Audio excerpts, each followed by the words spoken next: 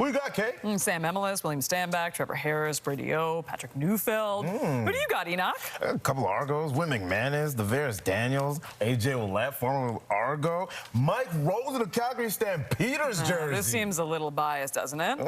It'd be cool. We could just pick one of these players, and they'd end up being our co-host for the evening. Yeah, we can't do that. No way. Can't do it, the great Miltradamus can make it happen. Yes. So who do you have, Kate? Here are my cards. Oh, let me see here. Who do I have, Kate? Stavros Katsatonis. I can make it happen. Voila! Ask and you shall receive. Let's do this.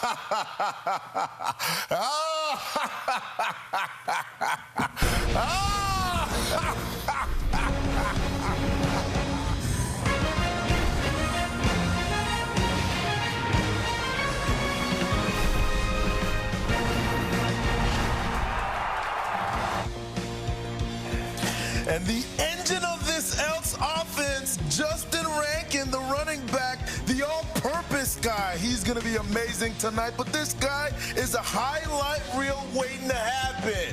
He's got it tonight. 3 straight games of hitting his head on the goal post.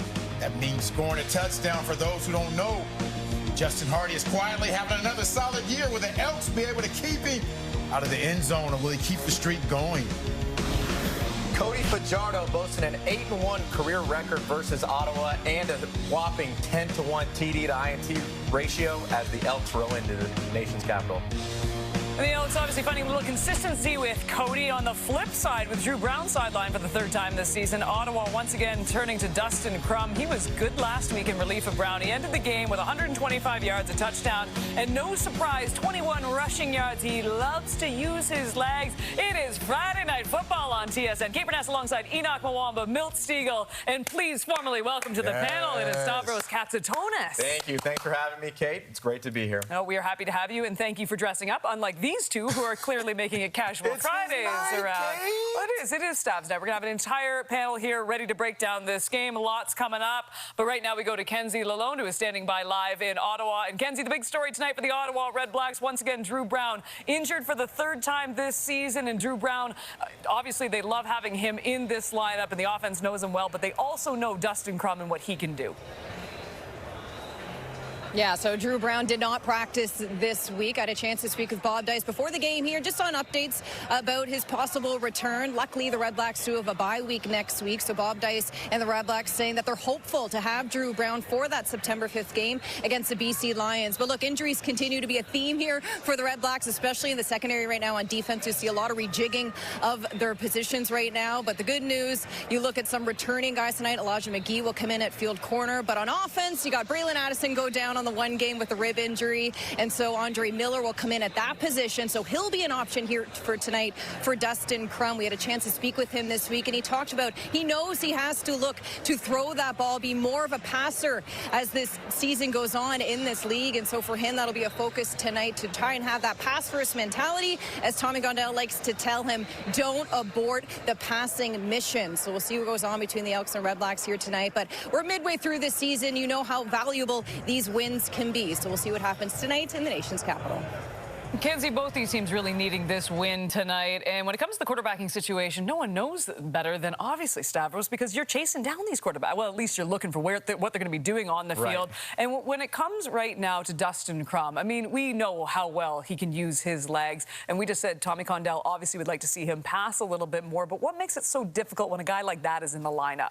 Yeah, when a guy like Dustin Crum, who can run the ball, extend plays more than, your average 4 seconds of play when you got D linemen running after you, hopefully getting to the quarterback. But a guy like Dustin Crum, who can get out of the pocket, make a play from 4 seconds into 8 seconds, it marks terror for any DBs, because covering a guy for that long on this big of a field in the CFL is a very difficult thing to do. Oh, the Elks definitely were preaching all week, contain, because when he gets out of the pocket, like you mentioned, Stop, he is dangerous and he can make some things happen, but it's going to have to take the whole band to make some music tonight. Everybody's got to be all hands on deck, and this is going to be an interesting one, because now he has a whole week of practice, and we'll see what Tommy Condell has cooked up for him tonight. The question is, can he win a game with just his legs? That's the question, because we know what type of player he is, his athleticism. But I think in this game, he's going to have to drop back and throw the ball. And sometimes that's difficult when you haven't done it on a consistent basis. As a receiver,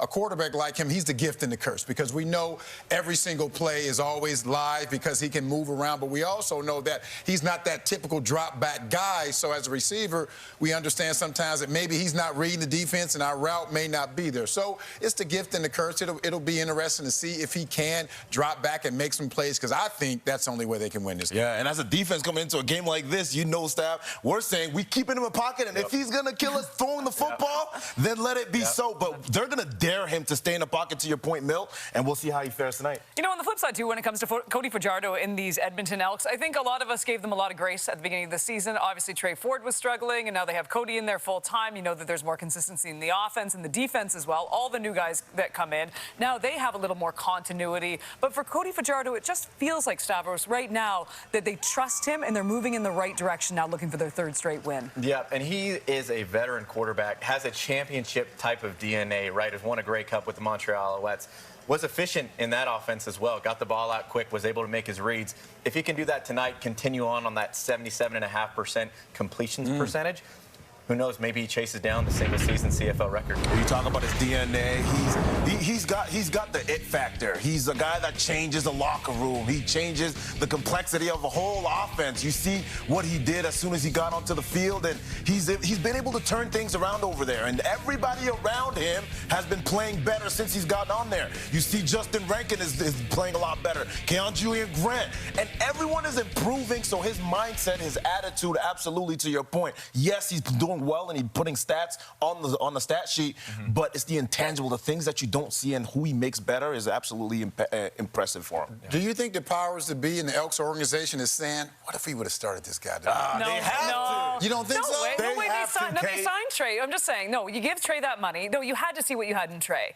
But now hindsight's pretty darn easy, Milt. You don't think it really is. That organization is saying Anyone could say that in any position, you've though. been in a locker room before where there's been quarterback controversy, and so have I. Sometimes those things creep into the locker room, into the inner circles of, you know, your DBs or your receiving core of, we should have started him earlier. This guy to start. Maybe I'm a 1,000-yard receiver instead of a 500-yard receiver. Hindsight's easy. Hindsight is easy, but this is their guy, and you mentioned the offense is playing better, but the defense is playing better, too. He just brings a different energy. There's a different aura around that organization now. Now they feel they have a chance. Not saying Trey is not their future, but this team needs to win right now, and Cody, without a doubt, gives them the best chance. You know what, too? It was watching the comments, too. Remember when Cody started getting a rhythm a lot of the time, too, and just watching those comments as they were walking off the field. Remember when Dunbar said it? And speaking of Dunbar, he did lead the way in receptions for the Elks in their last victory. Hoping for a little more tonight. He had 7 in that game. Ended the game with 64 yards, a touchdown.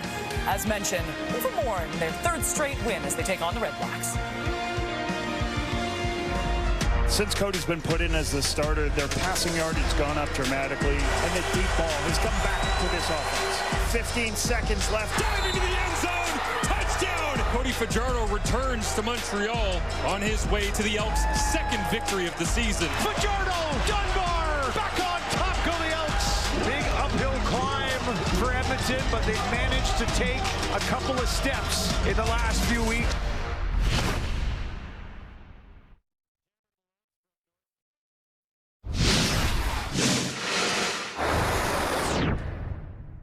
Back for another episode of Head to Head with myself, Milt Stegall, and of course, Enoch Mwamba, a.k.a. Slim Fit. And today's subject matter is backup quarterback for the Ottawa RedBlacks getting his third start of the season, Dustin Crum. And his number, Enoch, is 231.5 yards for passing.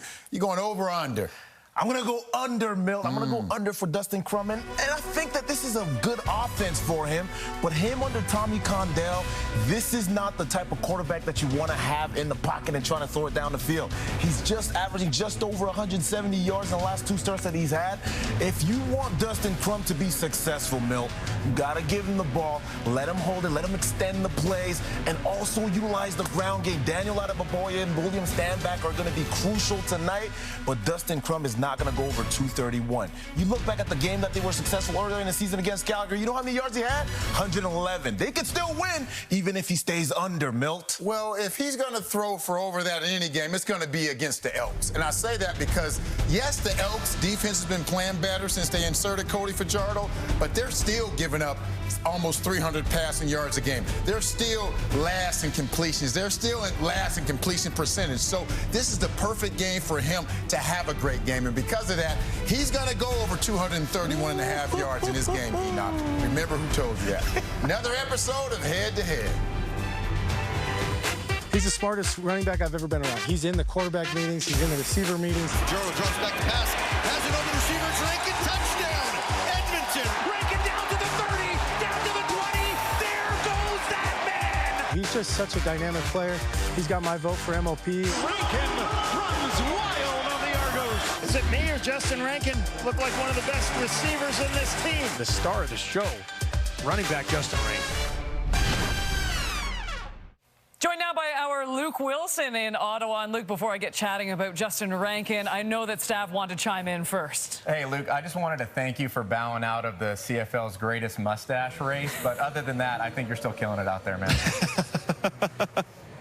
Listen, all I got to say is for a first-timer on the panel today, the suit looks phenomenal. The hair looks great. I mean, you can do it both. On the field, you got a flown out the back. The stats looks good. You're dialed up, cleaned up or not. I couldn't be more excited for you. You know what, Luke? If you would have had a mustache in this hit right now, we could have gone side by side and done a comparison. But maybe the next time you're here. Maybe you can grow one out the next time. Luke, let's get back to... I'll be honest. I almost buzzed the hair. I almost buzzed the hair this week just to really go wild, you know, really? Britney Spears style. So I'm just glad I kept it. You know what? Yeah, I I'm thought glad about you it. kept It was close. Too. Now I just don't know what to expect every time you pop up on camera. So you're going to have to come back, Steph. Would you ever buzz the hair? Oh, that'd be a tough one. I'd have to have that discussion with my wife. I don't think she'd be. She's shaking her head, absolutely not. So that's not going to be happening. All right, let's get back to football now. Why not? And Justin Rankin, he's been so incredible, but not just on the ground, in the air as well. 179 all-purpose yards in their last game, and it's something he's been doing all season long. And Luke, he just looks impossible to stop at this point.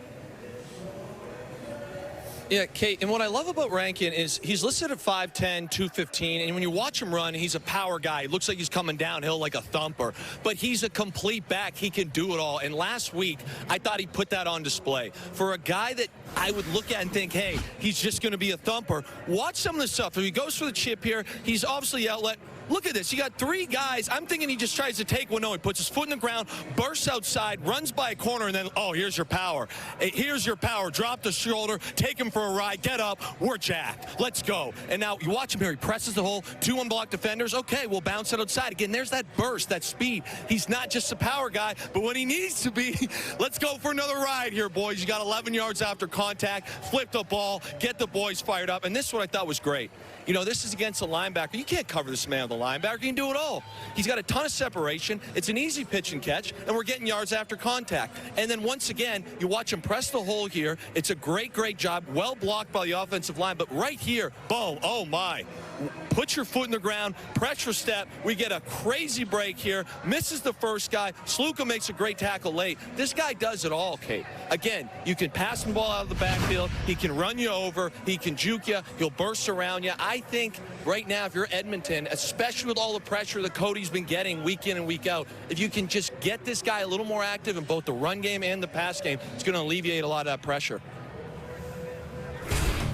Well, Luke, the numbers speak for itself. Justin Rankin, 827 all-purpose yards this season. That's third most among CFL running backs. Rankin, 427 yards through the air, with 167 of those yards coming the last 2 weeks. BC's James Butler leads the way with over 1,000 all-purpose yards this season. But Rankin has just been so incredibly good. And Luke just broke it all down there, Stab. But you're a guy who knows oh too well how hard he is to stop. What makes him so dynamic? Yeah, I think the thing with Justin Rankin is he's a dual threat type of guy, right? He's got deceptive speed. He can run away from you, has the longest rush from scrimmage in the CFL this year at 74 yards.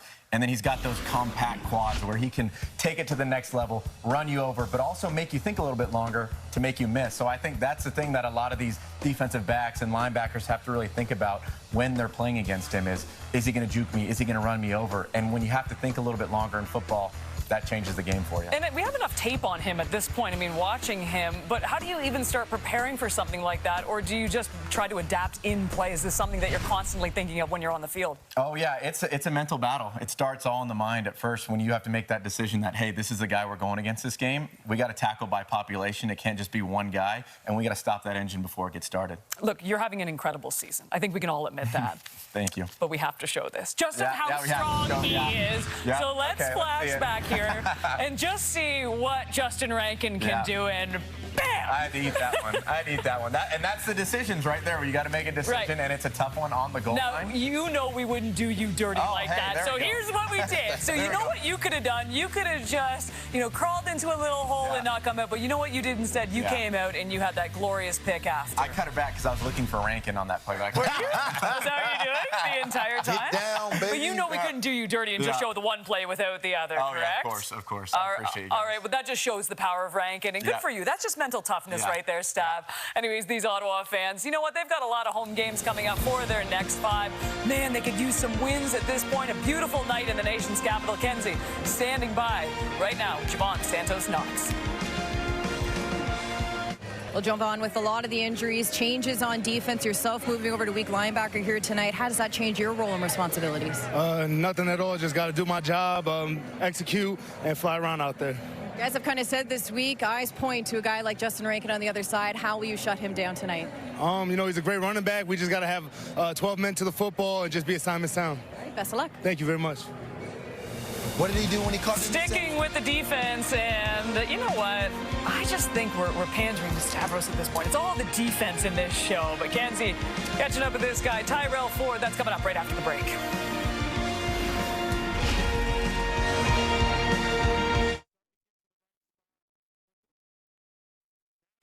What a catch! What a first down! Justin Hardy, end zone, touchdown! Hardy again! Game-winning moment. It is tipped. It's caught anyway. Wow, Justin Hardy on the deflection. Given the way your season's been, how much confidence does this give you now? A lot of confidence. We just had to get one. Man, just routine play. Just being in the spot that I needed to be in. Well, as mentioned off the top of the show, the RedBlacks playing a lot of home games coming up. Dustin Crum saying this week, by the way, I think it's a tremendous opportunity to kind of give us a little bit of an edge in those games, not having to deal with that crowd noise and adversity that they do have in places like Winnipeg or Saskatchewan. As promised, Kenzie with Tyrell Ford. Well, Tyrell, your group took down Toronto. You took down Montreal. What did those 2 wins do for your group? Obviously, it helps us in the playoff race, which obviously is the goal to go on and win the whole thing. But it's good to just win consecutive games. So I think we're in a good spot, and we're just trying to build off that. Look at the other side. Dustin Crum here tonight. Not afraid to use his legs. How will you guys shut down his rhythm? Yeah, it's actually funny. Crum's one of my favorite quarterbacks in the league, actually. Me and my brother, I have like my top list of people, but obviously he brings a different dynamic than Drew Brown. He's really mobile. He's obviously still a good quarterback. He's a professional quarterback, so we got to go out there and play ball and win. Why is he your favorite? Just because, he really be putting the team on his back. He'll really run for 1,000 yards if he has to. You don't get the Crum back name without doing stuff like that, I guess, eh? Yep. Best of luck tonight. Thank you. Appreciate it. All right, let's talk about a little bit of rivalries with your former team now. One of the guys that I think we can always look at when it comes to this matchup right now is the one and only Geno Lewis. I remember having the conversation before the season even began, and with everything that went down in the offseason, you can say whatever you want, but you can't tell me you don't have these games circled on your calendar. Now, I know that these teams have already met so far this season, but Stav, you play with guys, too, that play their former teams. Maybe something happened in the offseason. And as I said, you can't tell me that they want to play a little extra harder. They really want this one, don't they? Oh, yeah. The animosity for that build-up week for when you're playing your former team. I mean, my current teammate, Jamal Peters, this guy is the most excited he's ever been when we go and play Toronto, especially this upcoming Labor Day game. All he's thinking is, how can I get my get back on that team? How can I make the most plays possible? Same with a guy like Deshaun Amos, who similarly had a great game versus the Argos back in, week 2 or week 3, had a pick on his former team. So anytime you can have a splash game like that against your former team, it's just another level. And Enoch, you are the one guy on this panel who has played for. No, it's amazing to think of. I mean, obviously, Milt. I mean, he's a living legend. I never got cut, got traded, or they never let me go to free agency. So I don't know what you're talking about. Go ahead, Enoch. Yeah. So let's ask. I'll get to you in a moment. But for Enoch, I mean, you played your former teams before, and how did that feel? That must have some of a different feeling going into these ones. You always think about it before the season starts, and you are ready to go by the time it's that week in the season. And football is an emotional sport, right? And at the time of the game, when you have to play the team that you formerly played for, you always have this amped up energy, and you're ready to go. And a lot of times, a sign of a great team is really when the whole team rallies with that guy and starts to talk about, hey, we're going to get this team back for you. Yep. And that happens often, and I'm sure this Ottawa RedBlacks team right now is saying, we're playing for you tonight, Gino. Well, you're playing for a team who no longer wanted you, or you're playing against a team who no longer wanted you. Sure. And regardless how they didn't want you, other team offer you more money, you got traded, whatever it may be, it's personal. And I don't care how much you say it's not, it's definitely personal. And Eugene Lewis, sometimes he lets us know that it is personal. And there's nothing wrong with that. He's just being honest. So he's going to try to go out there and play his best game and make sure his team wins. But at a point, you have to realize that it is a team sport. It's not all on you. That personal feelings you have to put those to the back and let those emotions set in the back till after the game and realize that I have to do whatever it is in my power to make sure my team wins. Well, and that's the thing tonight, too. I mean, both these teams, as I said earlier, they need this victory. And it's funny, as we get closer to Labor Day, you really start looking at these standings and thinking, okay, now we can kind of see how this is shaping up. So it appears right now that the Bombers and the Lions are those two teams that could end up on the East Division side on the playoffs this time around. We haven't had the old crossover since 2019, and it was Edmonton. And I don't know about you guys, I love when the crossover is in the mix. Look, I realize that the crossover team has never won the Grey Cup before, but it just makes an interesting playoff scenario. And it hasn't really worked out the best either. We've had some blowout games, but it does look like right now the West is trending in that direction of coming over to the East. But that's why these games mean so much tonight, Stavros. Yeah, I mean, even you look at Ottawa's schedule going down the stretch here. They got to play, some tough games against some tough West opponents who are in the battle for those crossover games. So you look at that and the aspect of Edmonton fighting for that same crossover spot. It just adds that animosity. BC, the same when they have to come to town and play them in a few weeks here. Shoot, anytime you can talk about a crossover in your locker room and have that playoff chance, it really changes the dynamic of your season. I'm going to put you on the spot. You guys, Hamilton Tiger Cats, have to play one of the teams that cross over. Who would you want to play? Whoever shows up to No, that's not how this works. No, you are not allowed to say you must be honest on this panel. Who do you want to play? Look at him, he's starting to sweat. Does anyone have a towel out there? No, I mean, that's how it is in any football game. If you had to say, which DB do you want to play against? You're going to say, line up whoever, I'm going to beat them all. No, I wouldn't. Yeah, you would. No, I wouldn't. I want to play against whoever. I'm going to say a name. Come on. Yeah, David Sanchez, maybe? Oh, no, that's not a challenge. You don't have to. I know Scott Milanovich is watching. He wouldn't want you to say anything, so you don't have to answer. Bulletin board material. But yeah, no, that crossover. This is the exciting part of the season. You love the crossover. I love it. Who doesn't? Love it. But this is the part of the season where now you got a team starting to know each other. They're starting to understand each other. But you also have to fight. And it's tough. It's tough crossing over. How many teams have gone to the Grey Cup when they crossed over? No. It's never happened. It's never happened. Zero. It's never happened. Yep. Stav, I'll give you one more shot. You want to say a team? One more chance. Go Ticats. Coming up after the break, we have fired Stavros, and we have found someone else who will give an honest answer. Who's next? You can stay. Bo?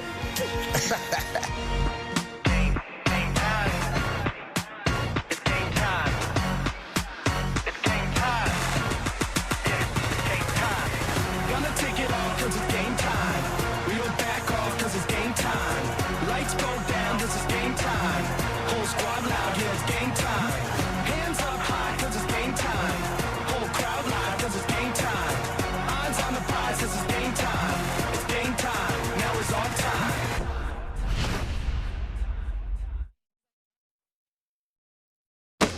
Anytime's great for football, but I know when it feels just right. I'm gonna kick back, relax. Watching football on a Friday night. It's Friday! And we're going to be hard to tame.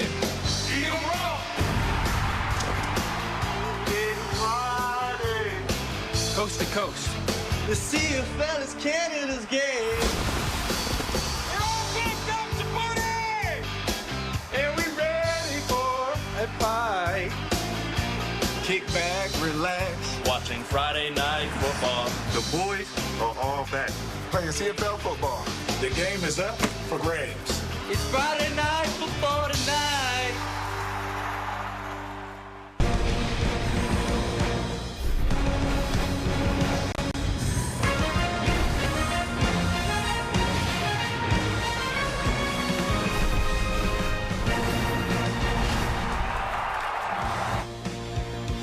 Week 12 in the CFL continues from Ottawa, where the Elks are in the nation's capital visiting the RedBlacks with 4 of their next 5 games at home. Ottawa hoping to build off some momentum in the second half of the season, while Edmonton looks to keep their winning ways going, aiming for their 3rd straight victory. The fans are ready. We're ready. It is Enoch Mwamba, Milt Stiegel, and once again, welcome to Stavros Katsatonis joining us for Friday Night Football. A fantastic pregame, by the way. Thank you, thank you. You know why? Because you Welcome dressed on for board. success, unlike the two of you. Let's go key matchups tonight, Milt Stiegel. I'm going to go with Dustin Crum against Niles Morgan and Joe DeBlanco. And I say that because we know how Justin Crum likes to use his legs, and I think those two guys are assigned to stop him. If he can get going early with his legs, I think that would open up his passing game. But if those two guys can stop him, I don't know how these Ottawa RedBlacks will win this game. And I got Justin Rankin, who we talked about in the pregame, versus the party starter, Adarius Pickett. I think that's going to be a phenomenal matchup tonight. Adarius is going to have to cover him out of the backfield when he's running. And look, Justin Rankin is a dual threat running back. He's on pace to be the CFL's first running back to run the single season record for the 1,000 yards rushing and 1,000 yards receiving in the same year. Incredible year so far. Mill, I'm going to go with you. I think there's going to be a lot of pressure for that front four in Edmonton for sure. But before they get to the linebackers, this front four has to stand their ground. And I'm looking at Brendan Barlow. I'm looking at Robbie Smith as well. Now, Brinkman and Serezna are going to be busy tonight because I anticipate a lot of running game beyond just Dustin Crum as well. So those running backs in the backfield are going to be busy tonight. You know what, too? I would give Robbie Smith a little credit right now, too. I think we got on him at the beginning of the season a lot, too. He's got a lot of money, right? You're going to be made that money. You got to show up a little bit. Right. And by the way, it's Friday Night Football, and we'll also give you an audition. Did you want to be part of the Friday Night Football theme song Can you here? sing? Can you sing? Sing your favorite part, your favorite part, your favorite It's part. Friday Night Football tonight. We got to put him on. We got to put him on. Oh, I didn't even think he was going to do that. He wouldn't name a team, but now he's auditioned. And we made Witten redo his part. All right, we're ready to go from the nation's capital. It is Edmonton. It is Ottawa. Kickoff from TD Place coming up next.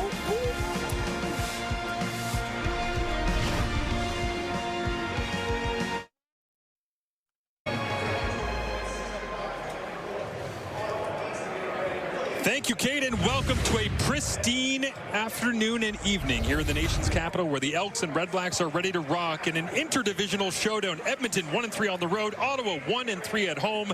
Something's got to give here tonight. Marshall Ferguson alongside Paul Appelese. Kenzie Lalonde at field level for us throughout the evening, and Dustin Crum gets the start. Out with a knee injury is Drew Brown after a sensational performance when he was in the first half last week against the Winnipeg Blue Bombers. It's time for Crum to shine. Yeah, 1-1 as a starter, 121 yards and a touchdown last week. Hey, I forgot about this. He's an aeronautical engineer, Marshall. How about that? I'm looking at my notes. I can't even spell aeronautical engineer, and he's a rocket scientist.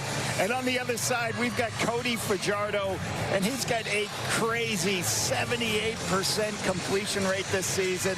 That's pretty amazing. He's good looking to be the first Elks quarterback to win 3 games in a row. And Justin Rankin right there. Take a look at this guy. Rankin, last game, he went off. 105 yards rushing, 1 TD, 69 yards, and a touchdown. There is Mark Killam looking to get his team in the win column for the 3rd straight game in a row. He'll be leaning on that dual threat, all-purpose yardage of Justin Rankin and Bob Dice. Right here at home, as I say, 1-3 last year. The Ottawa RedBlacks 7-1-1. It is time for them to get back to their winning ways and see whether or not they can do it here as Javon Leake stands back, ready to return. He's victimized Ottawa previously when he was with the Toronto Argonauts before signing in free agency with Edmonton. It is a new feel with the Elks organization. They have got the ball rolling right now, and Lewis Ward has it on the tee as we get things going right here in Ottawa. as the Elks will return on a 27-degree evening in the nation's capital to the 37-yard line, and out comes Cody Fajardo in the Edmonton offense. Excited about what Cody's done the last couple of weeks, and the interesting thing, we're going to talk a lot about Rankin today, Justin Rankin, and I think one of the best things Cody's doing is throwing so many checkdowns to Rankin, getting the ball in his hands, as well as Cody's used his legs, and he's brought the deep ball back to this offensive unit, and obviously his ability to complete passes that we've talked about off the top of the show, his completion percentage through the roof. 25 of 31 against Toronto last week, 80.6%. As Fajardo faces the blitz here on the first snap offensively of the ball game, goes underneath. It is Tanner Green in the flats, and he cuts it back for a first down across the 50-yard line as we get a look at the rest of the Edmonton offense, which didn't think Tanner Green was getting the first touch of the ball game, Lapo. Had a great interview with David Baird this week. It's a dream for him to come back to Edmonton and be with his old coach, now president of the Elks, Chris Morris. And I just talked about it, Justin Rankin. The last time these two teams played, 105 yards rushing, 1 touchdown, 1 touchdown receiving off the 70 yards this season. Fajardo going to the flats on first down. This time pumps as Darius Pickett gets a look, and this one off the hands, incomplete. Intended for Keon Julian Grant, who played the hero with 2 touchdowns a couple of weeks ago against Montreal, as the RedBlacks defense will line up across from Fajardo like this. Bryce Carter, lead from JMU, leads the team with 3 sacks, plays with great effort on the perimeter. He's fun to watch. Ace Ely moves into the middle linebacker. Santos Knox moves to the will linebacker with the injury to Davion Taylor. And King Ambers draws the start. Looking forward to seeing this kid. Halfback, first-year player, 8th-round pick in the CFL draft this year. Bryce Carter leading Ottawa when it comes to sacks as this one rolls over the hand of Fajardo. Will pull it incomplete on the ground on 2nd and 10. And so a quick 3-play drive shutting things down as the Ottawa defense, and they'll send out the hero of last week if they would have gone on to victory. Still the hero in my books, Khalil Pimpleton, to return. Yeah, Khalil obviously has been doing a little bit of double duty, playing receiver and doing returns with the injury to Devontae Dedmon, and Khalil has stood up, is able to, they try to get him out a little bit, and you know, maybe on a first down pass, the first plays of the game of the offense, but he's going to be the primary returner, and he's a dynamic receiver in the offense. Vincent Blanchard handling the responsibilities with Cody Grace out of the lineup as Pimpleton catches this one at his own 15, tries to get away and thrown down quickly. Brock Mogensen down there in special teams coverage as it is Dustin Crum at the helm here tonight for the Ottawa RedBlacks. His first call, some guy named Paul Lapalisse called him while he was sitting on the couch at his college house. Here he is getting the start of week 12.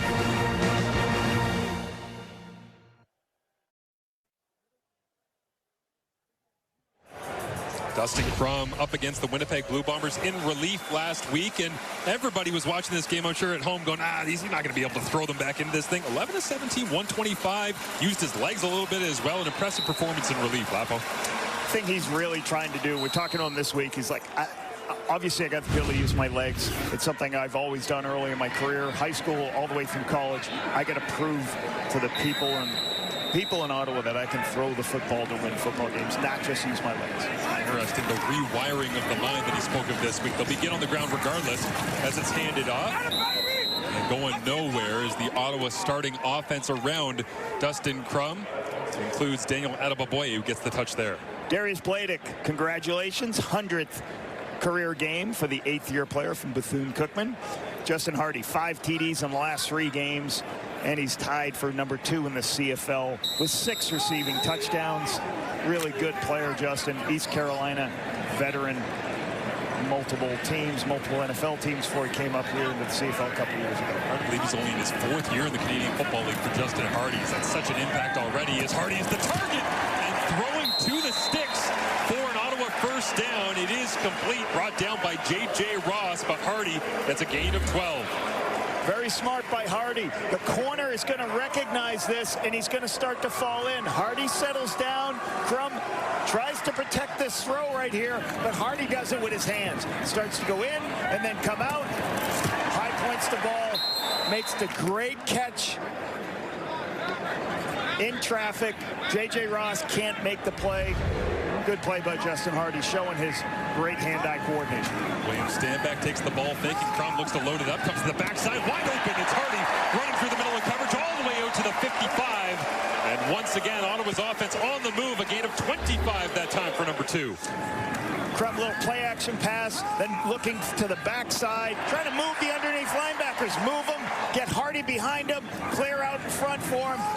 Get your primary targeted receiver, one of the tops in the CFL, another catch. Tommy Condell playing fantasy football right now. How about having Geno Lewis line up alongside Justin Hardy and trying to open up the coverage as Dustin Crum checks at the line of scrimmage.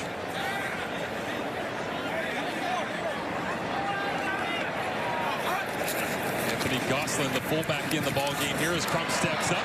Thinks about using the legs and now trying to escape and going nowhere. A sack on first down for a loss of 5 yards as Justin Hardy and his sensational efforts. It was on full display in Manitoba just last week. First play of the game, what do? Put your best receiver, one of your best receivers, to the wide side of the field and go throw him a comeback to start the game. Look at him, high point, find that play on the outside, pick it up. You always talk about wide receivers. Hey, when you make contested catches, if you keep your balance, DB's always going to fall down. He does that perfectly, create a huge explosive play. Hard count here as Crum almost catches Edmonton in an all-out blitz. 2nd and 14. They thought about sending the heat. Now they'll bail out. Crum steps up in the pocket. He's going to try to earn it the hard way with his legs. Keelan White outside. Can't get a block. And chopped down goes Dustin Crum as the defense flies up and ends this one off in short succession as Jalen Garnes that time makes the tackle. And that's the thing that has to happen for Dustin Crum. You're 2nd and 14 here. You've got to be able to stay in the pocket or slide left, slide right, and find throws. They're very seldomly, versus a zone coverage, is the quarterback going to be able to scramble for a 14-yard gain. So he's got to become a pocket passer in some of these longer yardage situations. Leone gets set to send this one away, and it's a partial block. The ball will roll down in between the narrow hashes, picked up by Edmonton. And it will be great starting field position here as Leone gave it a chase, but Mark Killam, coming from his special teams background, dials it up. And who got the hand on it up front? Was it Noah Taylor getting the touch on Leone's boot? Edmonton with the rock when we return.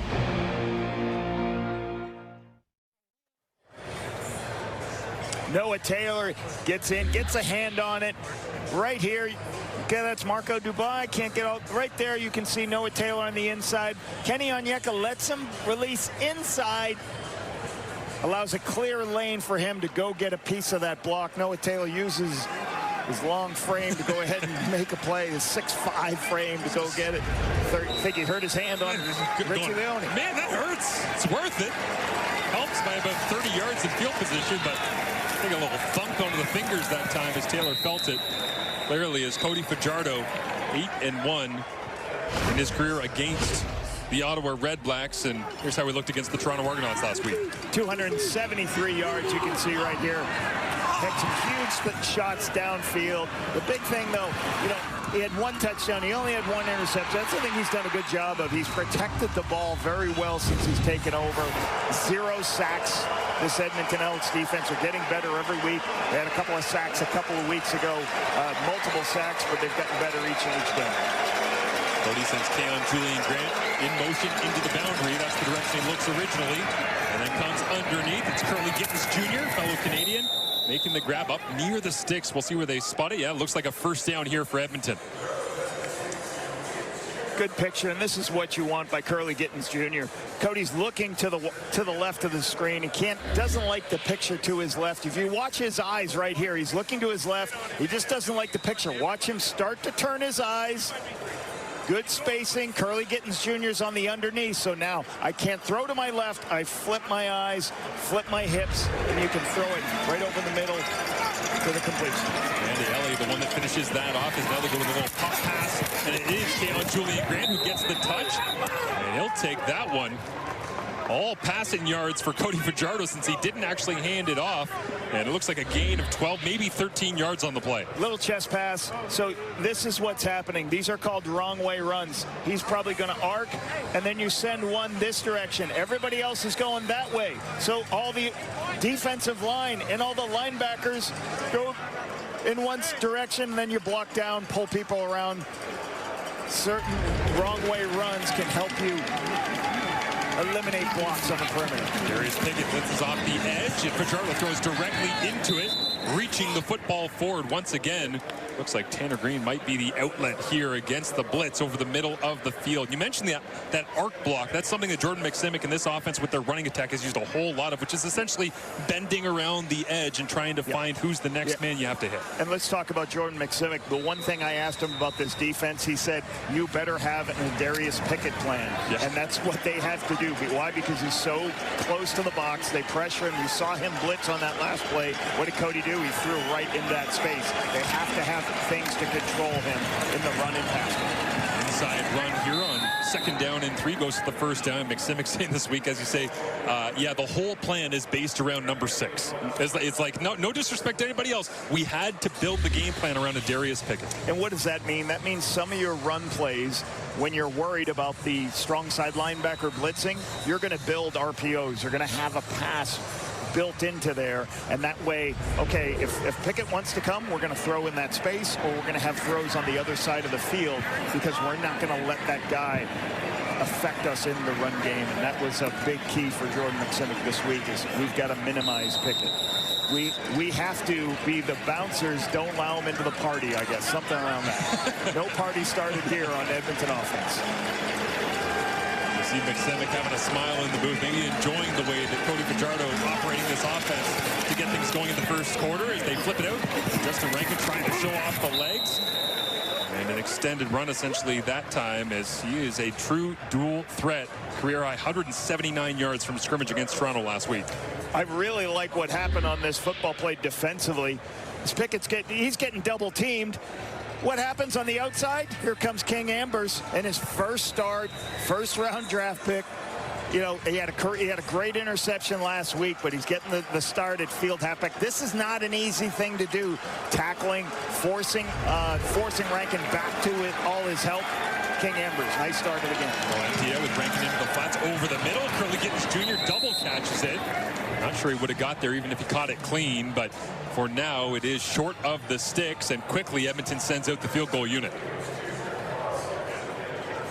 Nice drive on the road. Couple nice completions underneath. RedBlacks got to be happy Justin Rankin hasn't gotten a lot of yards. You can really see the influence on that drive of, double blocking Darius Pickett. Well, it leaves a body out front. Blocking Pickett in the running game. Well, somebody else makes the tackle, right? It's like they're just not going to let him be the one that influences things here tonight in Ottawa, as Vincent Blanchard gets set to knock this one through from 33 yards away. Will Pimpleton with the 117-yard touchdown return against Winnipeg last week. And he'll get no chance to touch this one here. It's the 2nd meeting of 2025 for these two clubs. A 39-33 victory for Edmonton earlier on this season against Ottawa.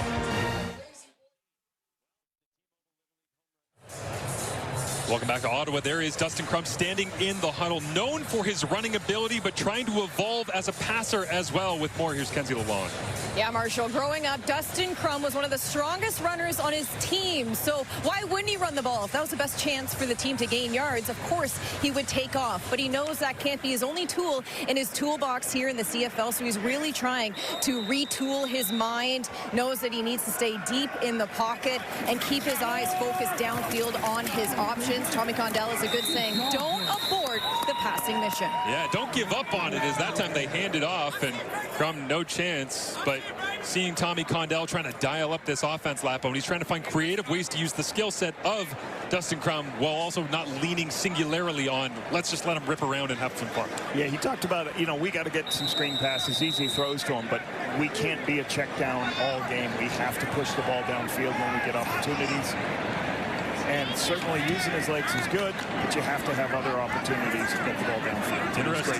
Interesting here as well. They lose 3 on 1st down. They go to the line of scrimmage quickly, change the tempo of the game, go hard count, and then Crum resets and will look to throw it down the field as now against the 4-man rush. He tries to use those legs, and he gets just enough to not have it go down as a sack for Jake Seresna. A great pursuit from the Edmonton front four. Yeah, and once again, the RedBlacks got 2 second and extra opportunities. So you just can't live in a world of second and extra. Doesn't matter who's playing quarterback. When you're in second and extra, conversions do not happen. So they got to be better on their first down productivity. Make sure they can give him a chance.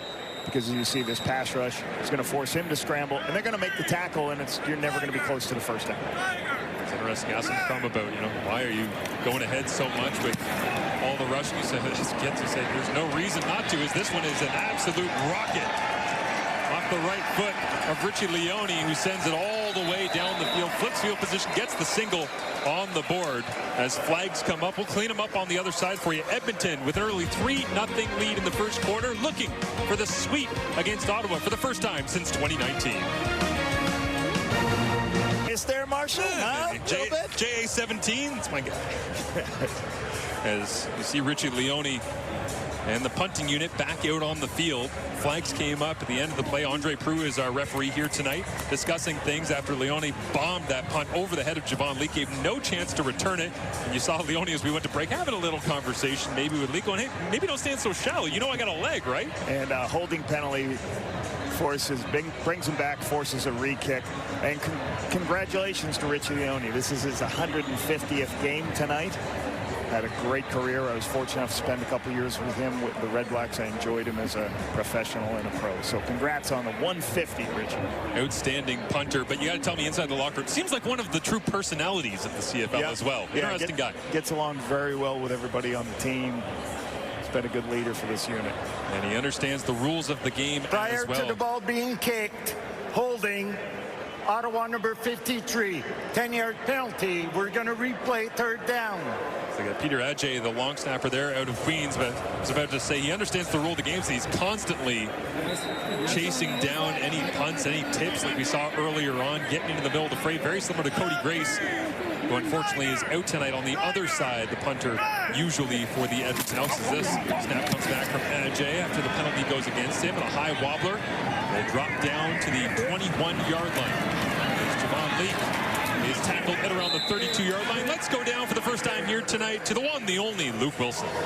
Early on here, there's been a bit of a chess match going on with Darius Pickett. If you watch here, and Cody's been on top of it. But Ottawa's bringing him right now, and Cody has these very simple answers. So I love to see how this will develop. Again, if you look at Pickett, he's at the top of the screen here. He's going to come, and Cody sees it early, and he goes right to his fullback, Green. Easy pitch and catch. Green makes a man miss, and all of a sudden, again, it almost seems too easy here. We got a first down. We come later on. Again, 1st and 10. Pickett comes. We replace the blitzer with the ball. Again, these are simple plays, but it keeps you on schedule. It'll be interesting to see if Otto continues to bring Pickett because Cody's had the answer for it. Here he comes again. Trying to feed off it again. A simple answer right on cue is, Green looking up over the top. He got Elijah McGee. Oh, fullback hurdle. You don't see that every day. And somewhere Dwayne Ford smiles. Yes, and another throw out to the fullback, as Luke just talked about, Luke, right there. That's all they talked about this week. We got to make sure when Pickett comes, we got to get the ball out of our hands, and they're doing it very well, Luke.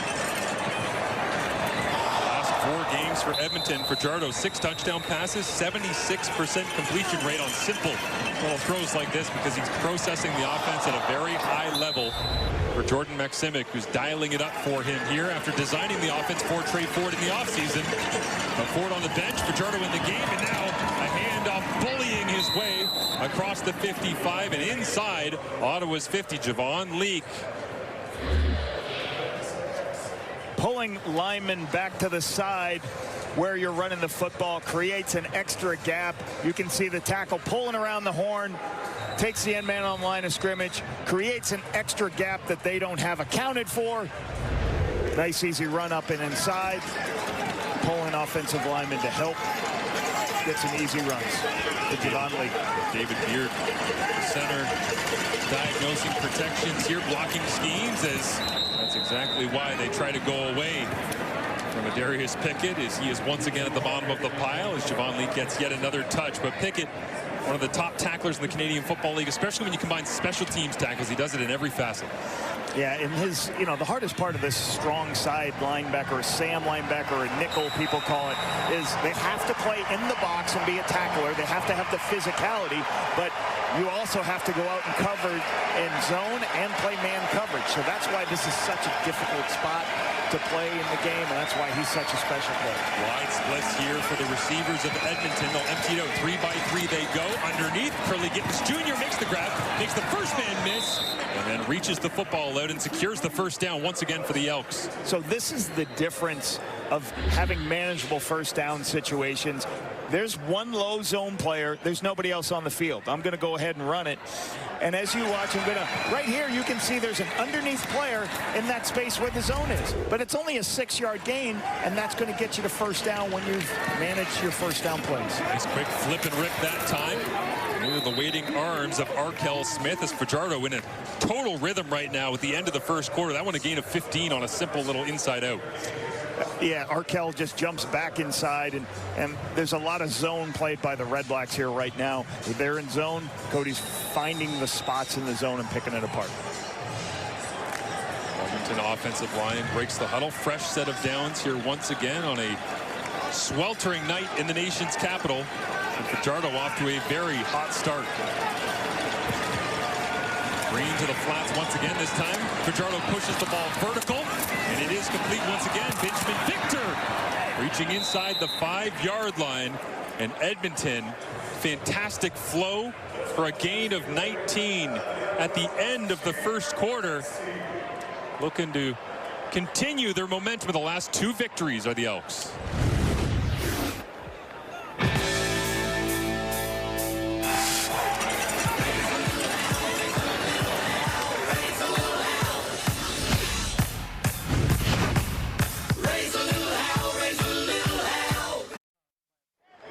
Your numbers after 1 quarter of play here in Ottawa. A win would be Cody Fajardo's 3rd in a row. The last Edmonton quarterback to get 3 straight starts with a victory. Michael Riley back in 2018. It's just a 3-point advantage right now.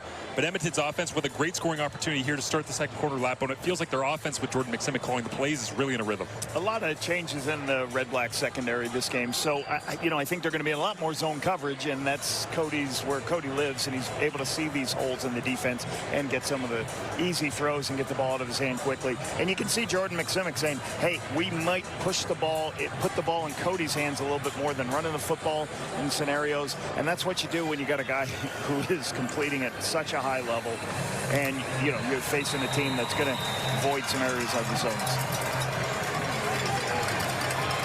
Cody Fajardo in the offense digs in. Curly Gittens Jr. in motion here as Fajardo turns, hands it off. Javon Link diving towards the end zone and turned around in short order.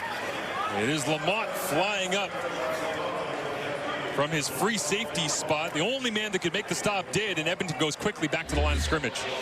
DeAndre Lamont from the free safety position. He's not going to be blocked on these plays down at the goal line. They won't have an answer for him. Fajardo digs in, dives forward, touchdown Edmonton. And extending the lead is Cody Fajardo. No need for a short yardage quarterback here.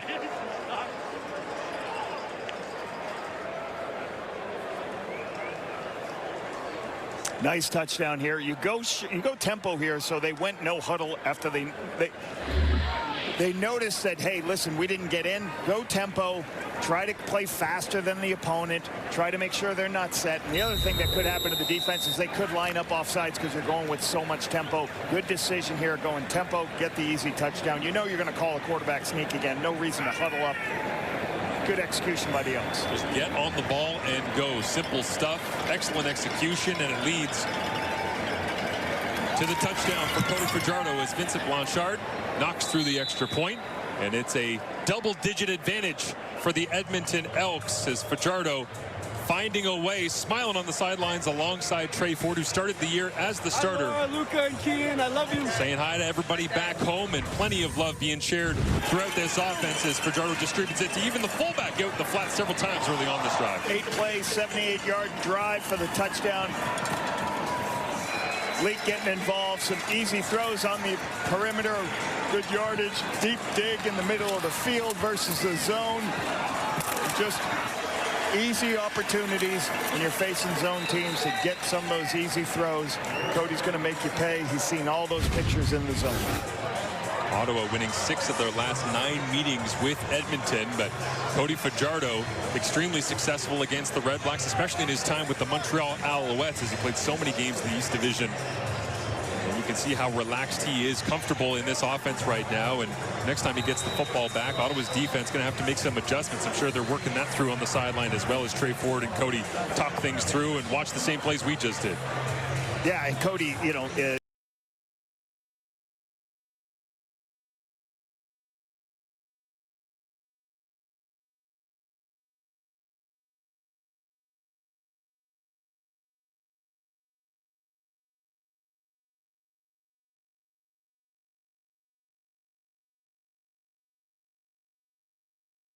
versus Ottawa, he's 8-1. He's got 10 touchdowns, so only 1 interception during that time. So, you know, the RedBlacks got to do something to disrupt him and slow him down. Do something to make it more difficult for him. Will Pimpleton brings this one across the 20, the 25, and almost a high tackle, but swat him down around the 20.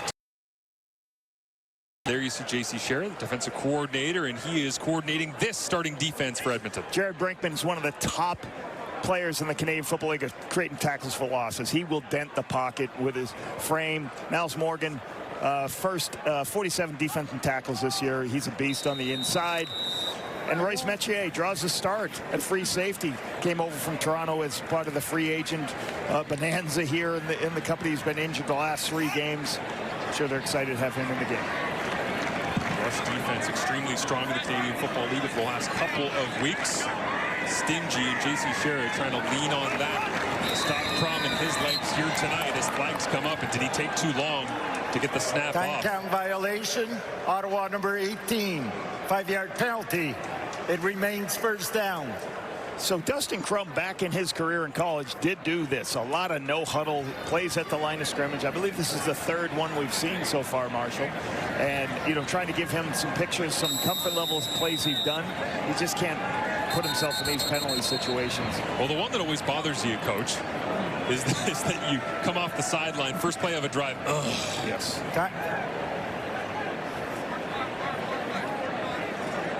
Timer, please reset the game clock. Thank you. So he did what I would call a Kodak. He hard counted, which means he did a cadence, looked at the defense, then they changed to a certain play, whether Tommy Condell told him that play or not. Quick rush this time to get out. Will Pimpleton makes the grab. And gets punished for his efforts flying up from the corner. That time to make the tackle is J.J. Ross, but they earn about 7, maybe 8 yards back, and now it's 2nd and manageable. This is what you do when you're 1st and 15. You throw the ball, you get an 8-yard gain. You don't want to be sitting at 2nd and extra. Now you're 2nd and 7, much more manageable. And again, back to the line of scrimmage. It seems like they want to do a lot of this here tonight for the RedBlacks. Get up to the line quickly, hard count, let Crum operate at the line of scrimmage, use his mind. I mentioned off the top lap of the aeronautical engineer. As he'll step away from the pressure and throws this one into double coverage. Gino Lewis somehow makes the grab. And Joel DeBlanco right there to bring down Lewis.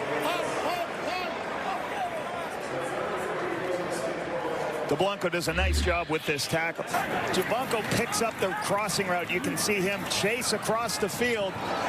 It's hard to cover a linebacker to cover a receiver going across the field, but he's in a good position to get there, stay in a great position. Cordell Jackson's coming down.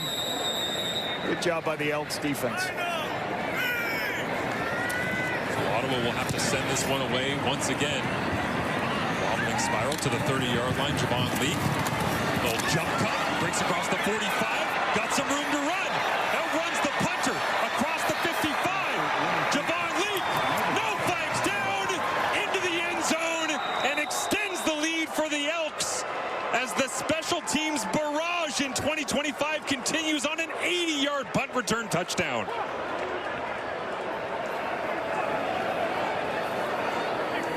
This is deja vu of the last time these two teams played. He had a huge punt return for a touchdown. Once again, catches it in the air, makes one move up and inside. Pickett can't make the tackle, bounces back outside. Very difficult for the punter to make the play. Once he gets to the wide side of the field, nobody left. Leak, once again, hurts this Red Black special teams unit. Like I said, had a punt return touchdown the last time they played week 5. here's another big one for the Elks on the road. And be careful what you wish for if you're Richie Leone, because just a couple of punts ago, he wandered down the field and said, Javon Leake, hey, you know I got a leg, right? You might as well back up. He kicked it over his head. That time Leake stood back far enough to receive it and did some major damage as Vincent Blanchard knocks it through as well. In for a touchdown, Javon Leake untouchable.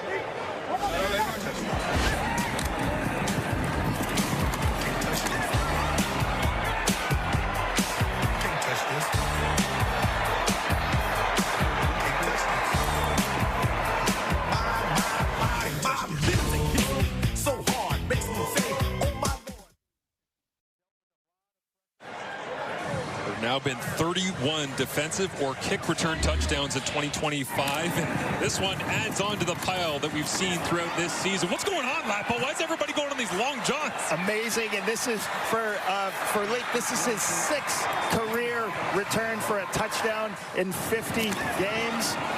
And there's that guy Rankin cheering him on. And Justin Rankin watching on the sideline, fixing his gloves, going, all right, it's time for me to get my hands on the rock. Ah, you know what? Never mind. I don't have to touch the football. Mark Killam loves it. It's the special teams already for Edmonton here, having a partially blocked punt, now a punt return touchdown as well. And I want to make this point, you know, as being someone who is going against the Elks for a number of years, special teams was not a strong suit. Mark Killam's done a great job as a special teams head coach. This crew playing better. Yeah, absolutely. It feels like a big upgrade as Daniel Adeboboye returns this out to the 25-yard line in a 17-0 hole right now for the Ottawa RedBlacks. A little refuel on the sideline there and see what Ottawa's offense can do. Now, every special teams coordinator is going to say, well, I'm a really good special teams coordinator when I have a really good returner. Right. And, you know, signing Javon Leake 2 years ago was a huge move for this organization. Now you got Mark there who can help them. For years, they could not develop a returner. They've got the returner in the building. They got the coach. He's done a good job helping their special teams. If Dustin Crum answers the question, is now he goes with a little sneaky double count and hands this one off inside Edmonton's defense, all over it once again as Adeboboye into the ball game, and standing tout right in the front is Niles Morgan. Well, and the thing that since the bye week, this Elks defense has gotten so much better at stopping the run. And that's, you know, when you make teams one-dimensional, that's what you want to do. And, you know, like last week, the Argonauts had 29 yards rushing in the entire game. Not sure if that's an Argonauts thing or if that's the Elks, but the Elks have been improving every week, stopping the run. 2nd down and 7 against just a 3-man rush. It'll be Crum, check down out of a boy. Gets north-south quickly and earns the 1st down. They move the chains. It's a gain of 10. And this is what you're going to get from the Elks defense. They're going to say, Dustin Crum, we're going to show you zone pictures all night. You got to see if you can read the coverage and find the throws. This check down works because it's 2nd and 7, because they're a positive yardage on 1st and 10. That gets them in a position where you can check this ball down when they do drop out in zone. It'll be good.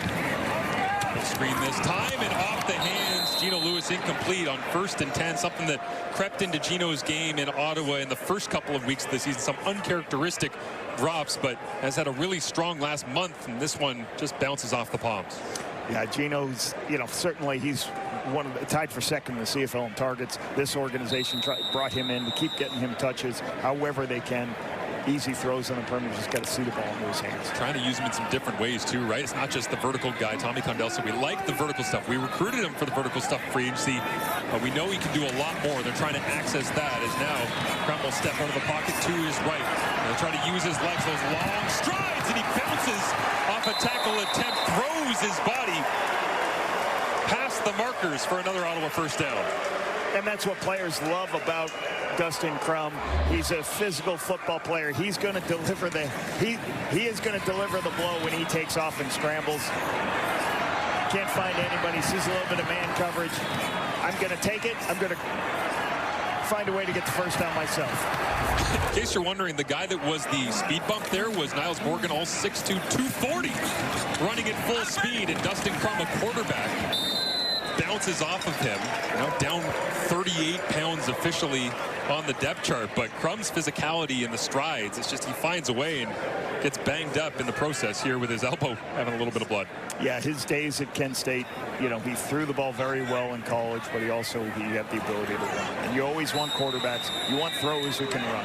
and guys who've got the ability to use their legs, but they can throw the football. Feels like the temperature turning up right now in this Ottawa offense. They sense the urgency of the moment. Down by 17 is now flipping out. Pimpleton on the screen. Play is absolutely blown up as immediately it's Kobe Williams flying in and ending the drive that had some promise. Tried to get him on a quick count, so they're doing a little screen pass out here, but you got to keep an eye on Kobe Williams. What happens here is Keelan White misses the block. Kobe Williams going so fast, you can't wait for that block to happen. You just got to engage right now. You see White right here. He gets beat by Kobe Williams. You got to engage. These defensive backs are so athletic. Once you break down within 3 to 4 yards, you got to go make the block. You can't let him run by you.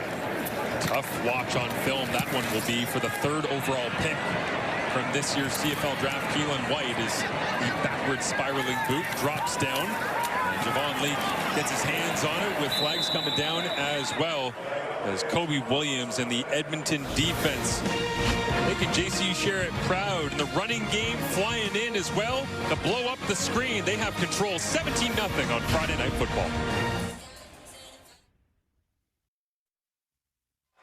The Women's Rugby World Cup is right around the corner. Catch Canada's first game of the tournament against Fiji tomorrow at noon Eastern, 9 a.m. Pacific on TSN. They picked up the flag on the previous play here, got pushed into the play, and so tuck that one back into the back pocket and go to work for the Edmonton offense. David Beard pointing things out in the middle, returning back to Edmonton, back home. Trying to get the most of what he deems to be a re-energized Elks club. This guy's had a lot to do with that. Justin Rankin, plenty of success last time he played against the Ottawa RedBlacks, and he's been doing it all season long. 69 yards receiving, 2 touchdowns in this first game they played. He was a force running the football, breaking tackles, and creating big plays. You heard Stavros talk about it in the pregame show. He's got the longest run in the CFL this season. A lot of running backs are great running backs. They just don't have that 2nd or 3rd gear.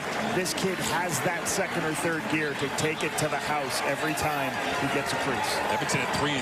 I guess the conversation becomes, do they have to have more wins in order for him to get into the MOP conversation more consistently as Cody Fajardo pumps, puts his head down, runs through 2 tacklers, and then crosses the 40 all the way into the 50, and Cody takes a seat. That one's good for a run of 30 yards right through the heart of the RedBlacks defense. Can't find anybody. The protection holds up. Then a huge space shows up. Cody splits the defense. You got to go wrap up. He doesn't use his hands, just tries to knock him down. Cody's too strong for this. You can't just try to give him a hit. You've got to take him down and wrap him up. He's going to break the tackle every time. Fajardo with the heavy set in, will fake the run, flip his hips around, and it's Curly Gittens Jr. spinning away from contact that time as the Ottawa defense flowing to the football quickly and holds Gittens Jr. to a minimal gain. Gavin Helslop comes down from his deep safety position, comes down, makes a nice tackle, recognizes the screen pass, comes down, nice play, first-year player from Stony Brook. Make some substitutions. Here's Phil Krahovic out of Western Ontario, goes back to the sideline alongside Tanner Green, and they'll spread things out. I haven't said this name so far tonight, Stephen Dunbar Jr., the lone receiver at the bottom of your screen, as now he's joined by Justin Rankin. Fajardo looks for Dunbar, intercepted. The RedBlacks get a takeaway, something that Edmonton has not done much of at all so far this season, protecting the football. A strong suit, just 13 giveaways, regardless of who's at quarterback. But this time, it's Fajardo straight into the waiting hands of Ayende Ellie. And Ottawa's got great field position, down 17.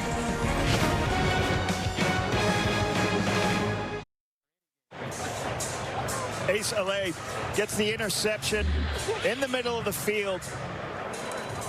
Watch right here. He's going to be here as the back releases out. They're going to run a dig route, and on that dig route, Ace is just going to find the watch. He's going to open to the field. Cody recognizes it. Then he tries to sneak the dig in. Ace fooled him by reading his eyes, comes back to make this interception. Huge play for the RedBlacks. Flip the field, create some momentum for this offense.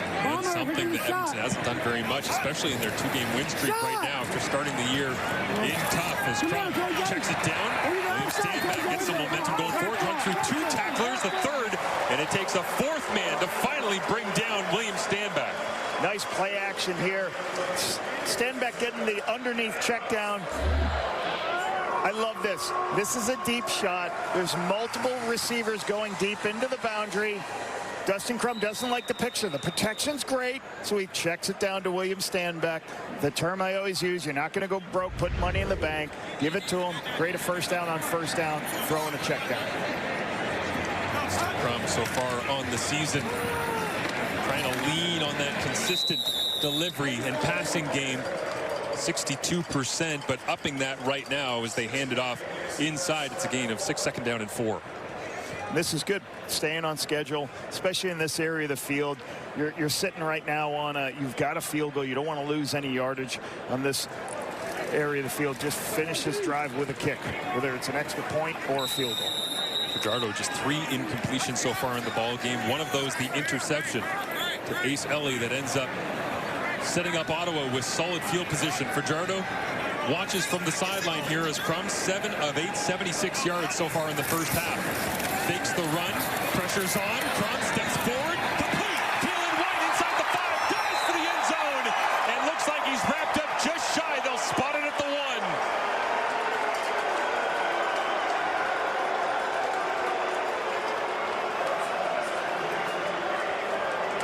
Second and short, you get a lot more man coverage.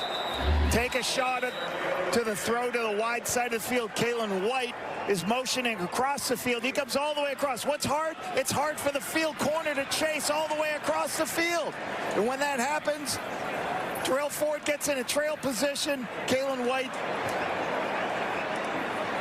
makes the catch. We're all the way down to the looks like 1 or 2 yard line, but the hardest part for sometimes those field corners is chase all the way across. I like the call in second and short. Gives you a man coverage. You think it's going to be everything about the RedBlacks trying to run the football.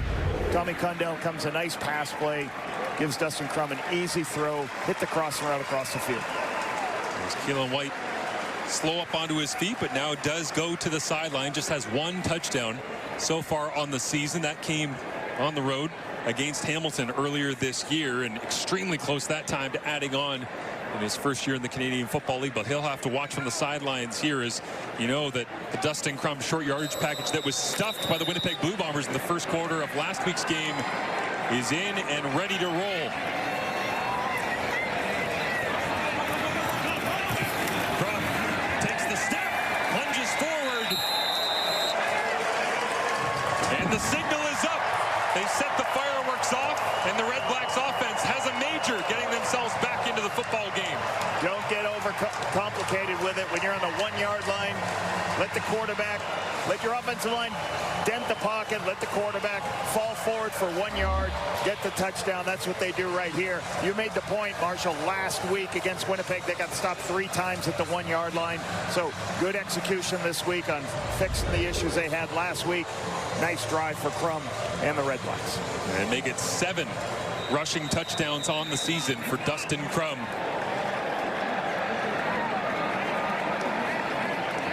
Lewis Ward gets set to kick the extra point. A little bit of extra life in the building here at TD Place, as the fans on Friday Night Football waiting to see a little bit of life out of that offense. All it took was 4 plays, 52 yards in a little over 2 minutes, and it's finished off with Dustin Crum pushing the pile into the end zone. Edmonton leads by 10. Big Joe. Big Joe in the house. Coming up at the half, it was all dominance by Edmonton, but all of a sudden we've got ourselves a football. Get it, Enoch. Get it. What you doing, get him. Just couldn't help himself. Can't get an IT here.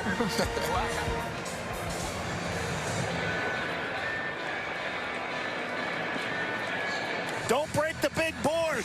Come on, Enoch. Don't tackle him into the big board. We need that. You see Dustin Crum watching on after plunging into the end zone, used his legs a little bit as well. Lewis Ward will send it away. Javon Leake with a punt return touchdown of 80 yards already in this ball game. Looks to create some magic on the kick return. Can't get anywhere as we look back at the touchdown drive of the Ottawa RedBlacks. Beginning with Ace Ellie, making sure that he read the eyes of Cody Fajardo and perhaps a game changer here early on.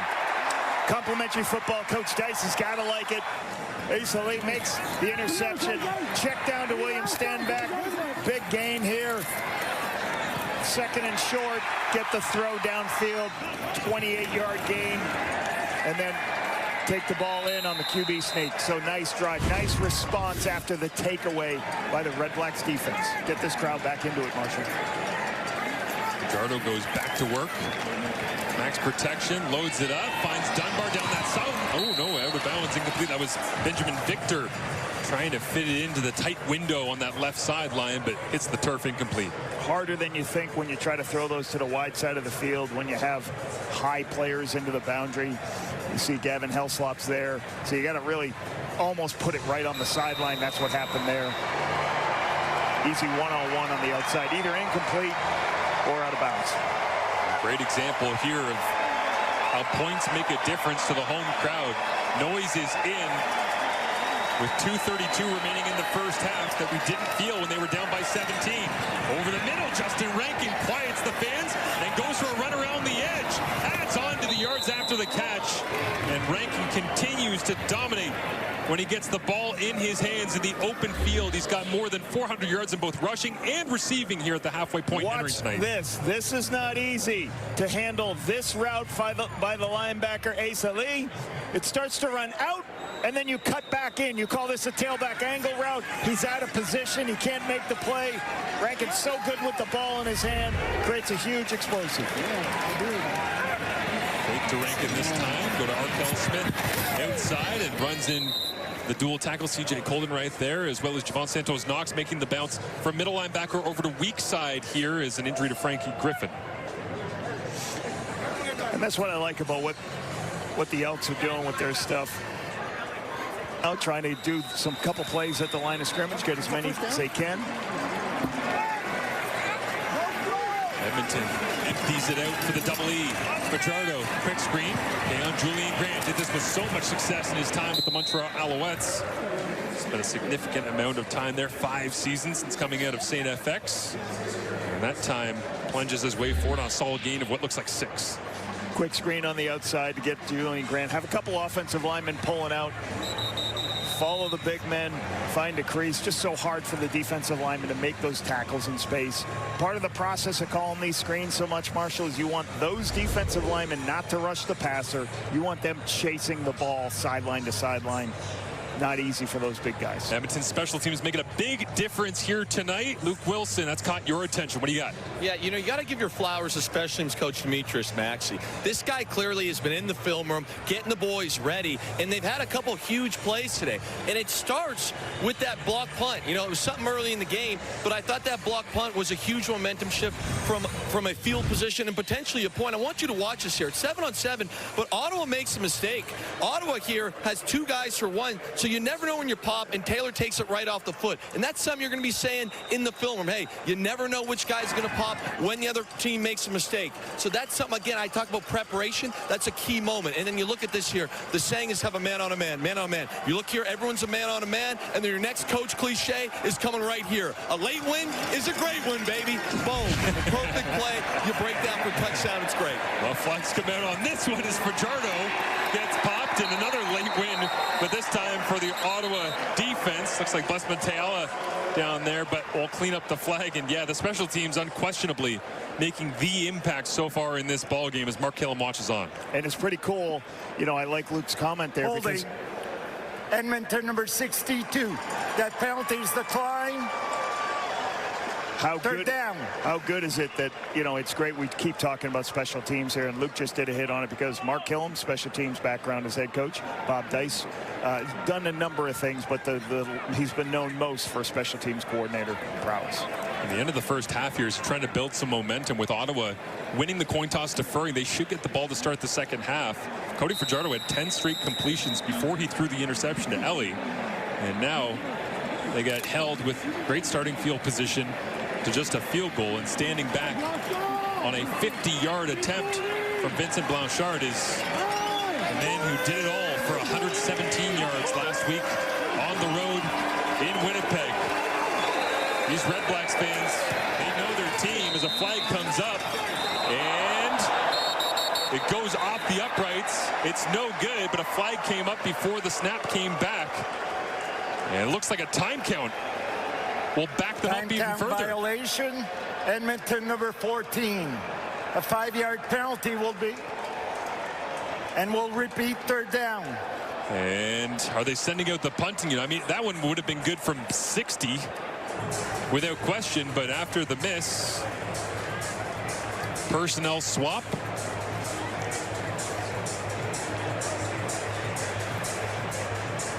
The time count penalty is a penalty of 10 yards. So they back it up 10, and it would be a 60-yard attempt, and without Sergio Castillo of the Winnipeg Blue Bombers in sight, it will be the punting unit. Smart decision here, and then the RedBlacks go with 2 returners back here so they can make sure they catch it. One of the 2 returners will catch it in the air. Got Pickett as the backside. Don't you love that? The guy who has the special teams tackles and leading your team in tackles and. Hey, go back and return for us. Yeah, sure. They're very smart. They kicked it. They kick it right to him, and the party starter rolls his way across the 25-yard line. At halftime, if you have a chance, you should YouTube Gus the Polar Bear tragically hip Grey Cup Ottawa. You got to do it. Iconic. As Bob Dice watches on. Trailing by 10. Ball in Ottawa's possession. Williams Stanback stands alongside Dustin Crum and runs directly into the throws of Noah Taylor. Got the block punt earlier on in the ball game. And Taylor continues to fly around in all facets. Difficult when you do twists. Noah Taylor went from his defensive end position and he looped back inside. Usually you do that when the back is aligned to the left of you. So he loops inside. The guard misses it. They don't do the zone combination well. Noah Taylor, nice play on the twist. Likely changes the mentality here for Ottawa at the end of the first half. Pressure on from the Elks, and Crum will have to roll away. Giving chase is Noah Taylor as Crum throws the brakes on, and that time just pushed out of bounds. So a whole lot of nothing on the final possession for now, what looks like for the Ottawa RedBlacks of this first half. And for Dustin Crum, you know, not turning the ball over here, but the productivity has not been there. And that's why it's so important. You got to get takeaways. You got to play good special teams. You got to help the young quarterbacks in any way, shape, or form. He's got to make his plays too, but you want the players around him to help as much as they can young quarterbacks as they're learning the game. And full credit to Crum trying to create any way he possibly could here at the end of the first half, but diminishing returns.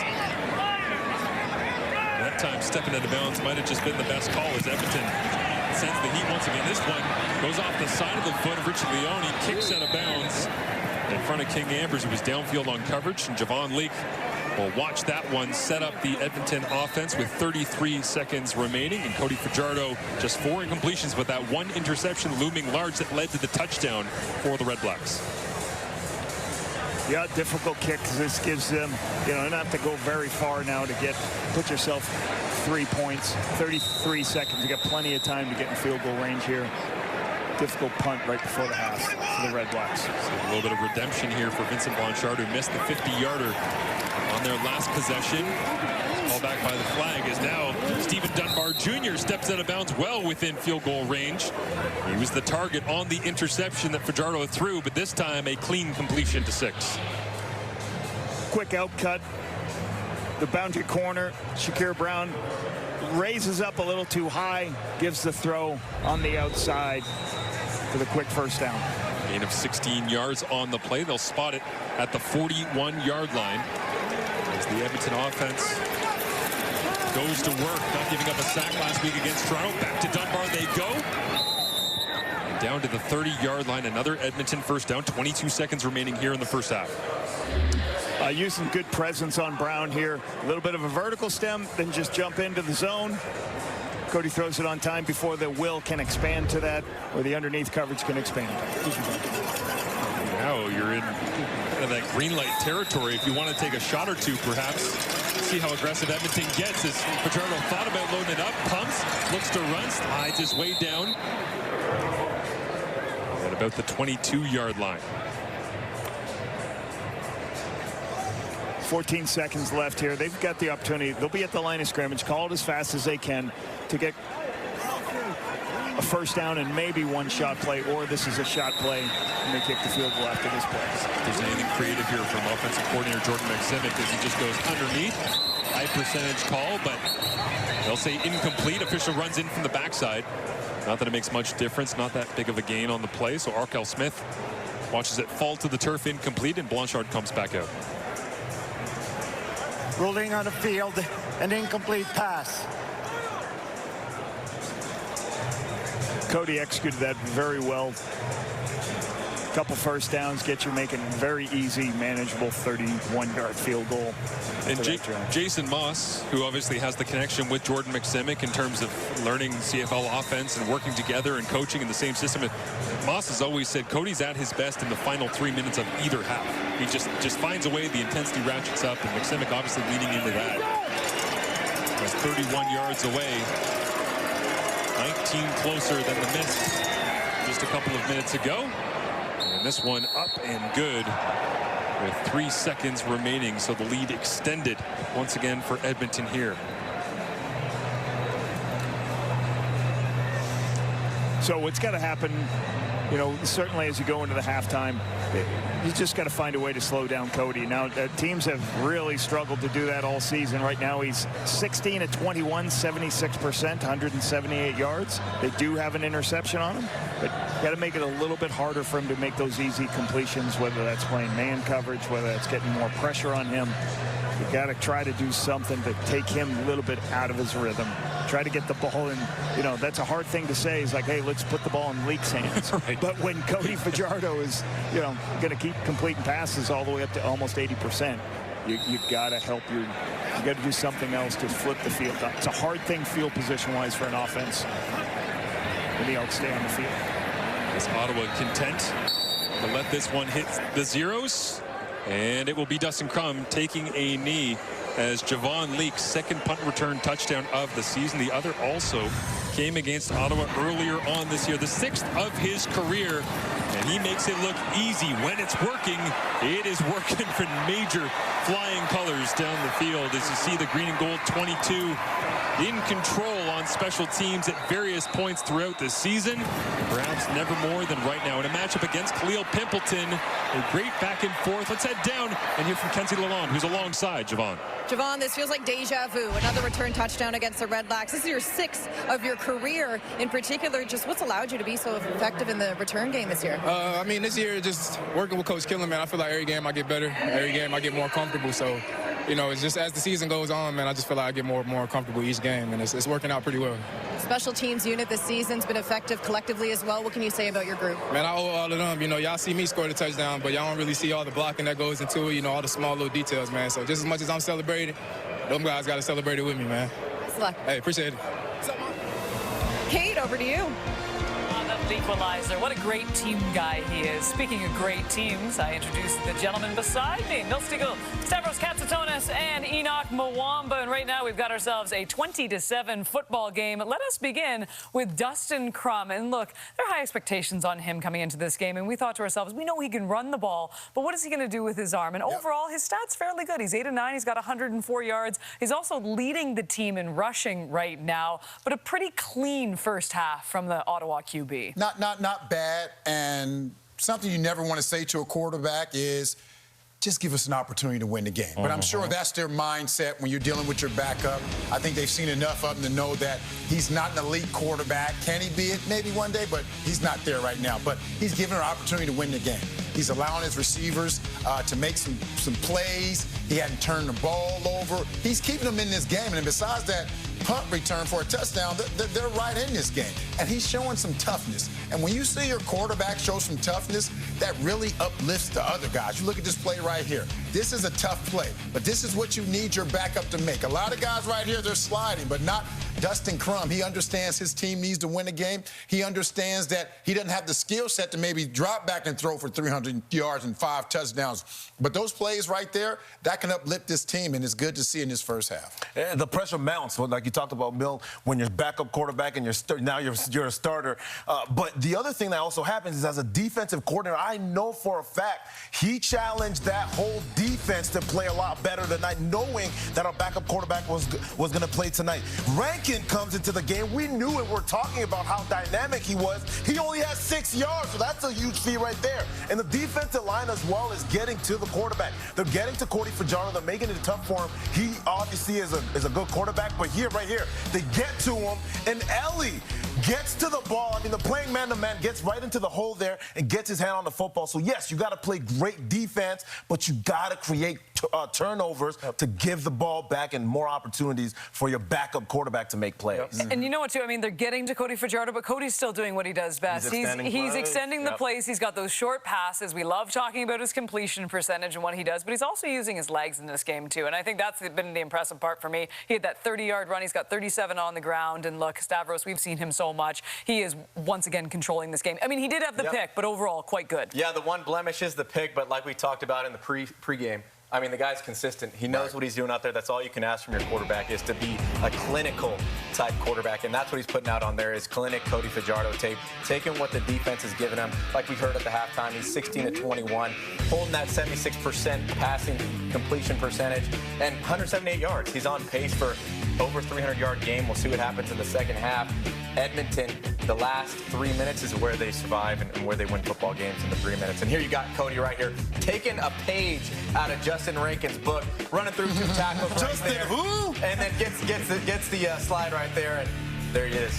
I would say, too, for Rankin, I mean, we were saying, like, the first quarter, we're like, wow, they've really contained him, but he did break off that incredible run. So we'll see what happens in the second half of this game, shaping up to be a good one. Meanwhile, talking about great games coming up tomorrow, it's Toronto taking on BC, the first half of our doubleheader. We will talk about the Lions and the Argos right after this.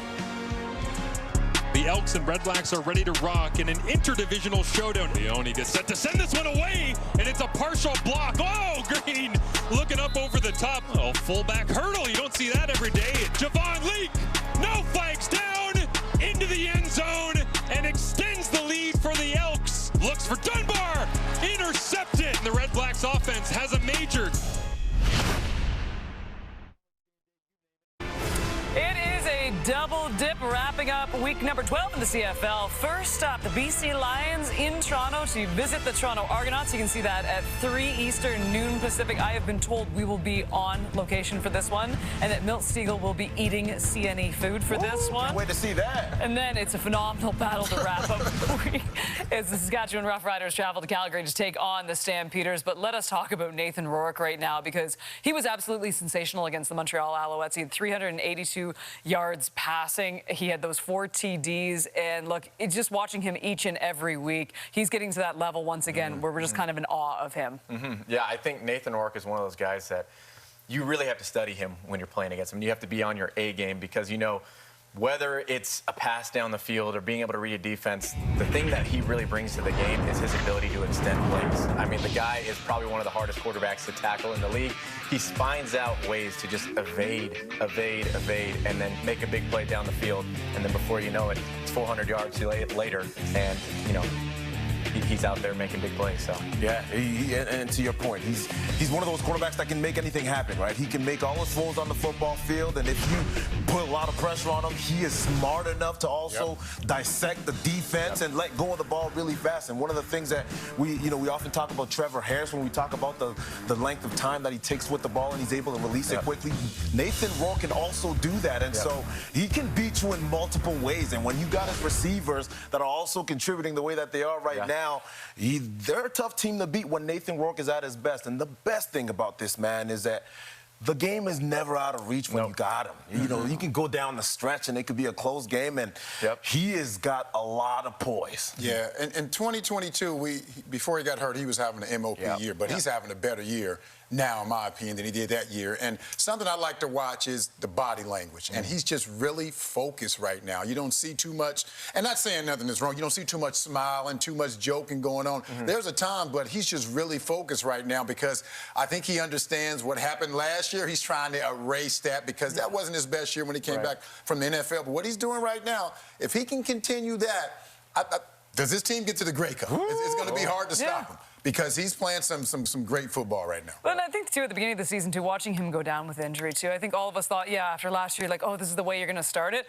Each and every week, he has just gotten better and better and better. So, my goodness, this is going to be a tough task for the Toronto Argonauts. And this has been a tough task so far for the Ottawa RedBlacks, but they are back in this game. We got a 13-point football game on Friday Night Football. We'll get you back to TV Plays right after this.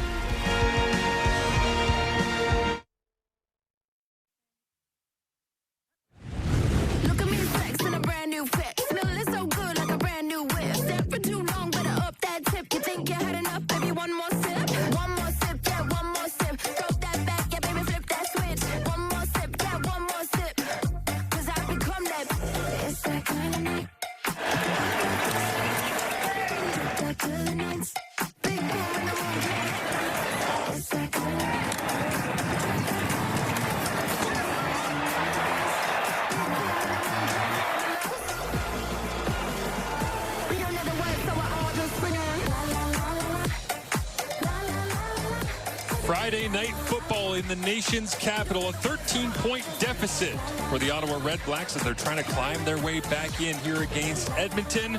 Looking forward to seeing whether or not they can do it with their defense as Kenzie Lohan caught up with one of the heroes in the opening I don't know what caught my attention more, the interception or the way in which you celebrated with the fans. You grabbed the sledgehammer, you went up on the bench and just started getting them motivated here. Walk me through your motivation to go celebrate that one with the RedBlacks fans. It was just the energy from the teammates from on the sideline. It was just we needed a spark, and I happened to make the play. And you know it, that's the credit. But nah, it was just energy from my teammates and everybody. They celebrating with me, and I'm just sparked the touchdown. The offense went down and scored, and we just started the momentum. We're trying to keep it going the second half. So how do you guys execute that and keep this momentum going? Just keep it play-by-play and keep doing what we're doing, keep doing our jobs, and just the small details and keep play-by-play, and we'll see what happens at the end of the game. Select. All right, appreciate it. Shackled downfield making the play there is Kenzie Lohan catching up with Ace Ellie and Dustin Crum's first half of action with just the one major on the board to this point, but really no major mistakes, just trying to find his rhythm. 8 of 9 passing, 104 yards, no touchdowns, no interceptions. What has really hurt Dustin Crum, really, I'm looking at my notes right here. They had 3 second and extra situations in this first quarter. You got to help him not be in those long yardage situations that's hard to overcome. In tough at various points, and now the snap comes up off rhythm a little bit, but Gino Lewis makes the grab and dives towards the 30-yard line, comes up just shy, but it's another first down for the Ottawa RedBlacks to get things going here in the second half. That's a great start, Marshall. Throw it to Eugene Lewis on a slant, big target, easy read for the quarterback. Give him a first down. Once again, no huddle by this RedBlacks offense. Try to get him in some rhythm. Drew Brown out with the knee injury, missed 3 games earlier this year with a hip injury. And so Dustin Crum will sling it once again to Eugene Lewis up to the 40 and continues to push his way forward for another first down. So back-to-back, and they clearly came out in the second half, Lapo, and said, hey, it's time to start getting 87 the rock. Little misdirection. You're in empty. You start running to the right, then you flip your hips and throw it back to Gino Lewis, trying to get the defense to run to the field. Dino Boyd gets a great block on the Will linebacker. Gets a nice, easy first down. 2 first downs start this drive. Excellent on first down. Edmonton almost jumps. Crum working the snap count once again and hands it off to William Standback.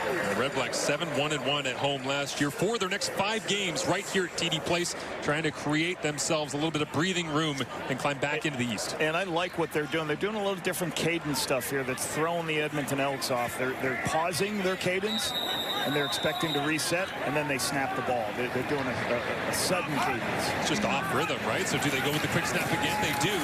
And it is Standback running through 2 arm tackles away from Robbie Smith. Darts to the right, finds some open field, and finally it is Royce Metier bringing him down, but William Standback, physical downhill runner, gets the first down. That's the power you want from William Stanback, and this is what you want. Hey, I'm going to help out. I'm going to make people miss at the point of attack. He makes 2 people miss. There's the third. Keeps breaking tackles, forcing his way for the first down on 2nd and short. This is great adjustments coming out of this third quarter. Get your defense engaged, get your crowd engaged. Nice drive.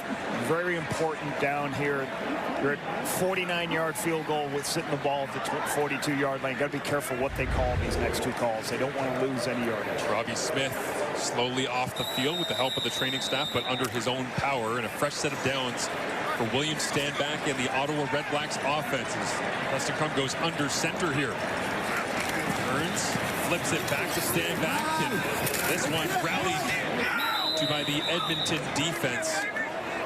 But Stanback continuing to push his way forward as he passes Pinball Clemens. And in the history books all time, William Stanback up into 38th and now tracking down Brandon Whitaker. That's a great group. Brandon Whitaker, an outstanding football player. Should be able to catch him this year. See Damon Allen in there. That's pretty amazing as a quarterback. So many people wrote off William Stanback when he came back from the National Football League after his time in Montreal. Went to BC, great year, comes to Ottawa, and put together a really solid campaign as well. 4-man rush, Crum over the middle of the field. This one hangs up, but Keelan White goes and gets it. Royce Metier saying, yeah, I probably should have been there on that one, but another great grab by the rookie. Recognizing it's zone by the formation. He sees the strong side linebacker to the field. He knows he's got a zone. Tries to hit in Keelan White in the middle there before Metier can get there. Throws it back a little bit, but look at that catch. Great play by White. Go up and get it, take it to the highest point. Now Ottawa goes back to their usual cadence here, Lapo, of hurry up and wait. They will snap it after Crum works the line of scrimmage. ISO up top. Gino Lewis incomplete. Coverage provided by J.J. Ross that time. They're trying to get the vertical shot down the rail to Gino. J.J. Ross does a good job just running vertically and staying with him. On the bottom of the screen, you can see right here. Let me highlight these 2 guys. All right, that's what's happening. It's a one-on-one situation. It's an easy read for the quarterback to go ahead and just throw this ball. Should be safe. You see the safety go to the wide side of the field. Just doesn't locate it. Puts too far inside for Gino Lewis.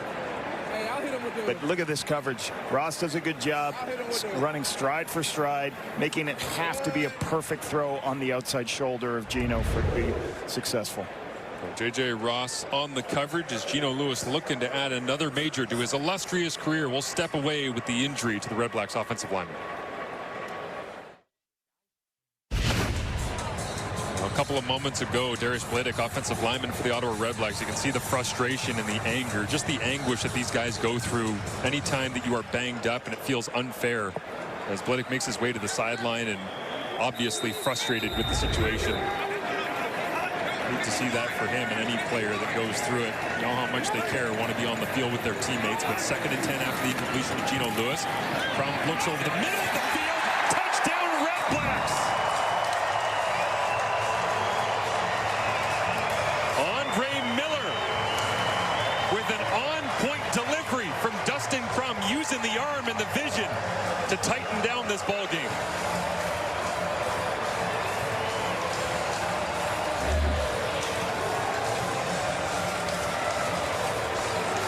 Great strike, thrown in right in the middle of the defense as the defense separates. Andre Miller getting a lot of reps this year as Braylon Addison's been out of the games. He's got 2nd TD of the season. First-year player from the University of Maine. Splits the defense, finds the throw right in the middle, finds the ball right in the middle of the field. Reminiscent of Crum when he was at his best against the Winnipeg Blue Bombers last week.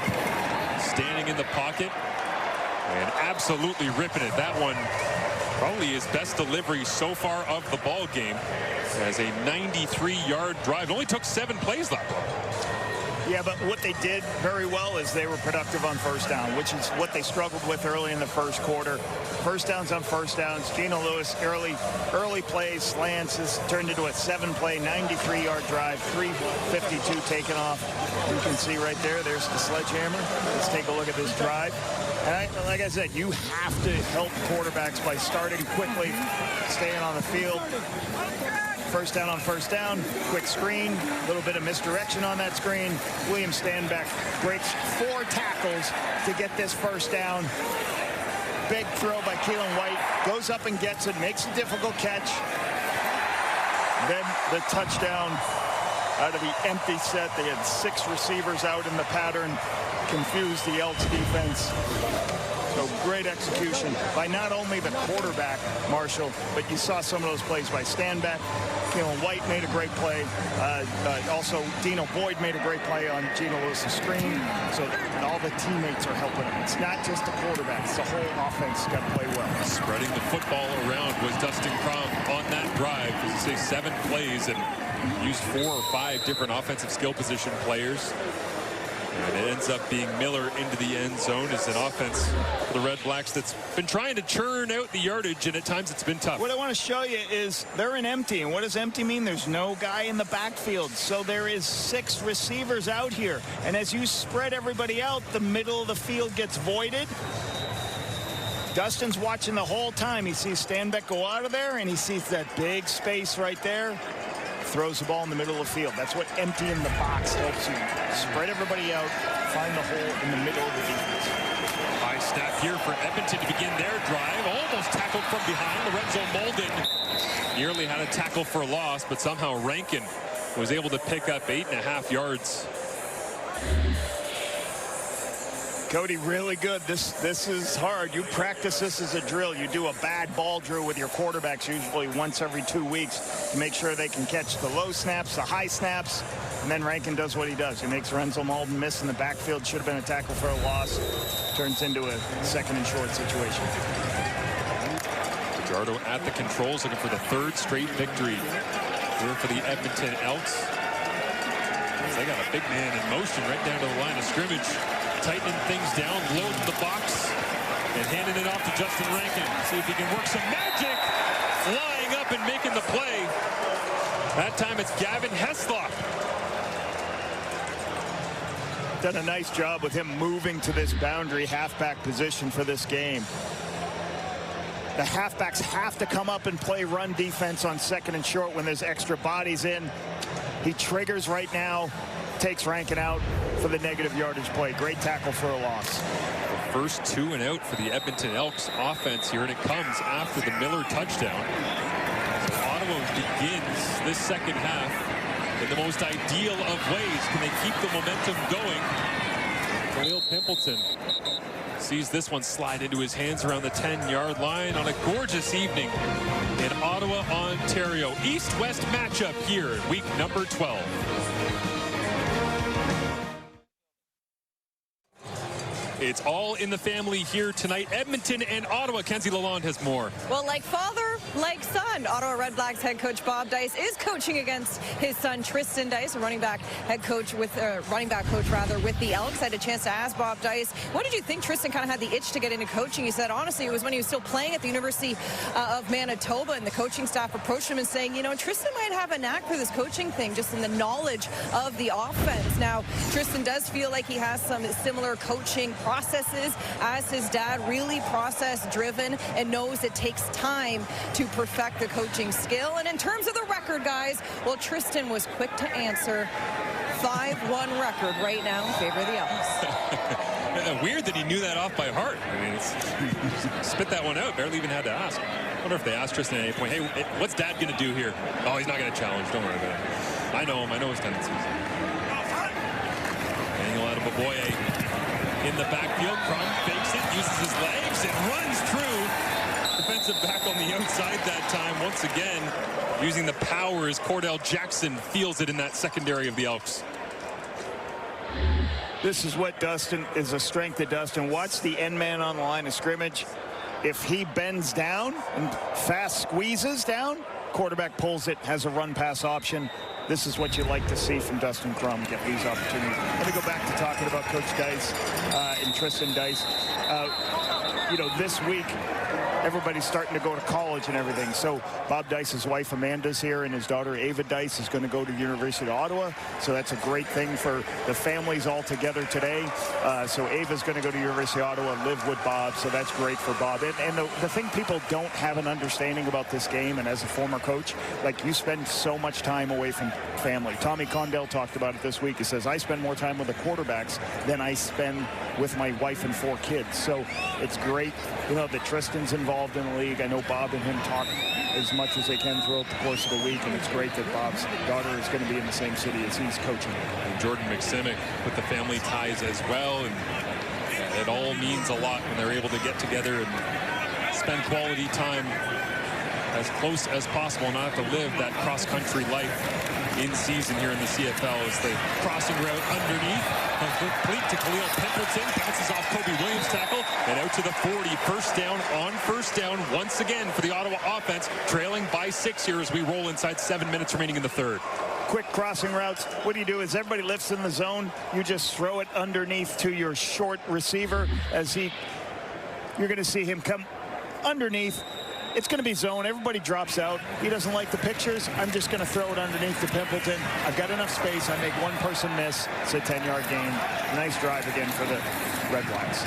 Off play action. Looks to his right. He has nowhere to go. Jake Serezna wraps him up, throws him down. But Khalil Pimpleton, it's hard to imagine this guy not making big plays in the Canadian Football League. It's essentially all he's done, despite the fact he's been contributing in multiple facets. Look at that number. It's amazing. I can remember being in training camp a couple years ago and hearing Bob Dyson and General Manager Sean Burke talk about Khalil Pimpleton. They said this kid is special. He's got the ability to flip the field on any play, and obviously he's done that on offense, and he's done it on special teams. It's been electric, and they've been trying to find different ways to use him. It's tough to get those returners into the flow of the offense, but he's done it successfully with Crum, especially in the ball game, is now outside, and this one knocked away. Kobe Williams, great play, locking down Justin Hardy, whose name we haven't said all that much. Aaron Grimes right there, coaching him up on the sideline. Loves that play from Williams. Williams is very patient here. He's in a man-to-man situation.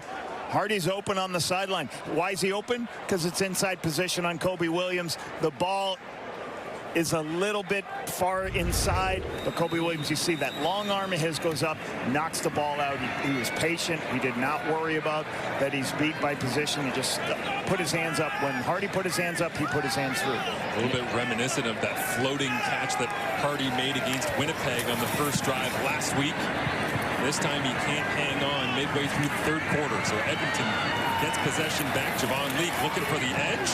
Wrapped up and thrown down. Anthony Gosselin down the field. Special teams coverage as Hardy flies to the skies, and Kobe Williams denies. Gets the hand in perfectly with a 6-point Elks lead. 22 remaining here. The lights are on in Ottawa. And the Edmonton offense trying to get back into the swing of things.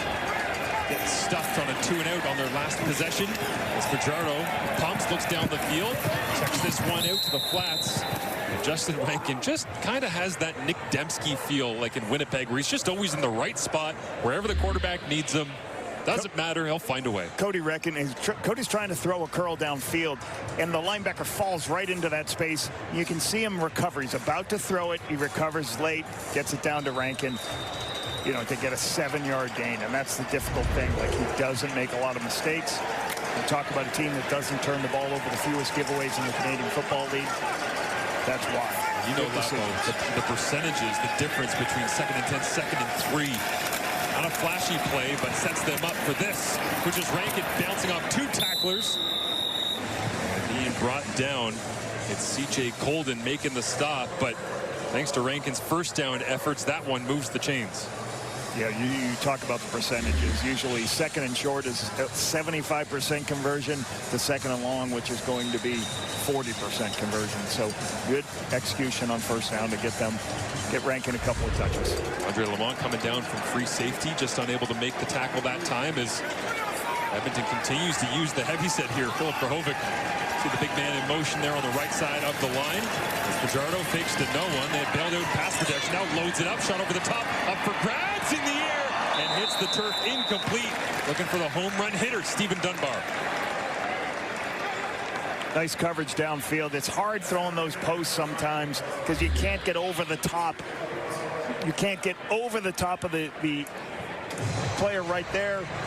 Okay, you can see Elijah McGee is in a position where this is a double move. You start to move outside, then go back inside, but Elijah McGee stays on top of the defensive back, so he's always there. So now you got Lamont underneath, you got McGee over the top.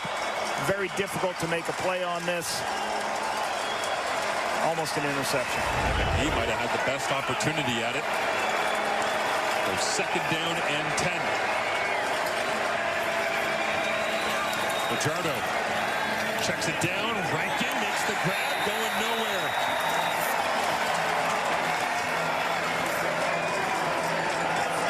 Devin Helsup's having a really nice game tonight, Marshall. Another tackle here. It's the second game on the roster. He only had, coming into this game, 1 tackle, 1 knockdown.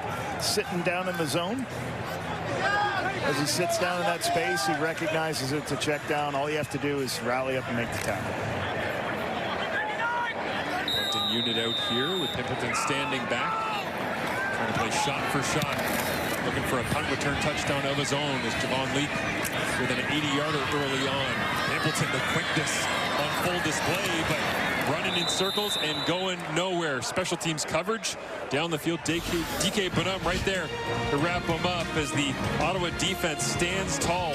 The check down to Rankin, wrapped up, thrown back, trying to get the offense going down 6 here on Friday Night Football.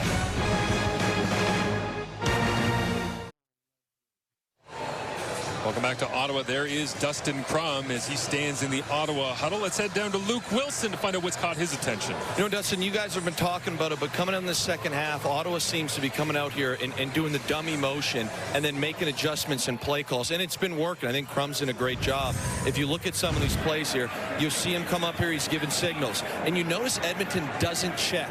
So he calls the play. It works perfectly, and everything goes well. Now, you look at, if you're J.C. Sherritt and you're on the other side of this thing, it's a bit of a dangerous game if they're going to continue to play like this, because Edmonton now can say, hey, we need to disguise things, because if Crum's going to keep calling plays at the line of scrimmage, we can trick him into calling things that will really match up well against our defense. So I'm looking now at that kind of chess game heading into this fourth quarter and the end of the third to see if they can trick Crum here into making a bad call. Yeah, good call. And also, Lapa just wondering whether or not Tommy Condell is trying to just leverage the cadence in order to find some cheap yards here as well. Right now, we'll just give the handoff to William Stanback, plunging his way forward for a solid gain on first. It's an interesting thing. So you can do one of two things here. You can be doing this double cadence to help change a play, and sometimes, yeah, Edmonton is going to do one of two things like Luke's talking about. They can either make their own hand signal and they can go, we showed blitz, we got to drop out the zone, or they can stay in what they called. And so it's very interesting. And I think part of this, Dustin Crum did this in college, so this might made it easier for him, Luke. Yeah, totally. And again, right now, you just need one play here, Paul. So for me, if I'm Edmonton, I'm kind of holding that ace up my sleeve and waiting for a very, very key moment, perhaps in the fourth quarter, and really trying to jam them here with something they haven't seen on film. Yeah, and you know, for the Elks right here, this is, the RedBlacks are doing a good job trying to get some rushing. They got 81 rushing yards, because the one thing I think this defense has gotten better and better each week, I talked about earlier, they held the Argonauts to 29 yards rushing last week. They're getting better stopping the run, so this is a good second half for the RedBlacks. Totally. So we get a completion here underneath on first down, but trying to find different ways to get Chino Lewis into the ball game and mixing and matching different pieces, like Miller, who had the touchdown earlier on. That's the first completion for Crum in this second half. Of his 5 before that, they were all for 10 yards or more. This time he goes underneath. You watch, you dump him out of the backfield, and then he's going to look to his right. You void the box. 45 has to move a little bit. Then you throw into the space vacated by the empty area of the field. Miller's a big target. Get that ball inside. I'm a man from Old Town, Maine. I'm going to say Old Town, Maine, and I'm going to say my high school head coach came from Old Town, Maine. For anybody on the broadcast wants to know that, Ken Parody, rest in peace, from Nashville High School. Old Town, Maine, and also Coach McPherson, head coach of Syracuse for years, and head coach of New England Patriots, came from Old Town, Maine. Amazing. Love the small town connections, as anyone who loves the Canadian Football League knows plenty of them, weaving through the history of the league. There's late substitution here from Edmonton, and now Crum loads it up, slings this one over the top. He leaned into it. A flag comes up at the end of the play. Well, really the first time that we've seen Dustin Crum unleash the cannon so far in this one. Defensive pass interference. Edmonton, number 29. The ball will be placed for an infraction. Let me show you. The ball will be placed at the 51-yard line and a first down. Started out here. When they made the check, he ran back inside, kind of like Luke was talking about. They started out in a man coverage, and then they went to a zone coverage on the double check. So trying to keep them off balance, changing plays at the line of scrimmage. See Crum operating once again, checking things at the line. They'll bump out to the wide side, and this time trying to get numbers going to the field on the run. It is Miller, turns the corner to the 30, 30. Pushed out of bounds at the 25-yard line. Just a numbers game there, Coach. And easy throws, easy decisions, make your blocks on the perimeter, and get speed players the ball in space. This is just a quick wing pass. You've got a lead blocker in the tailback. And again, all you have to do is force an outside number block, and then the ball goes spill to the wide side of the field. Good execution by Miller. Good block by William Stanback. 26-yard gain. And a time the Edmonton defensive line are spending down in their stance, with Crum threatening to snap the football and checking almost every single snap. 4, 3, 2, we're right on it. Snap comes up. Crum, three-man rush, check down underneath, incomplete, as William Stanback hanging on to it. Ottawa yet to win when trailing after 3 quarters. We'll see if they can find a way. Down 6 here on Friday Night Football.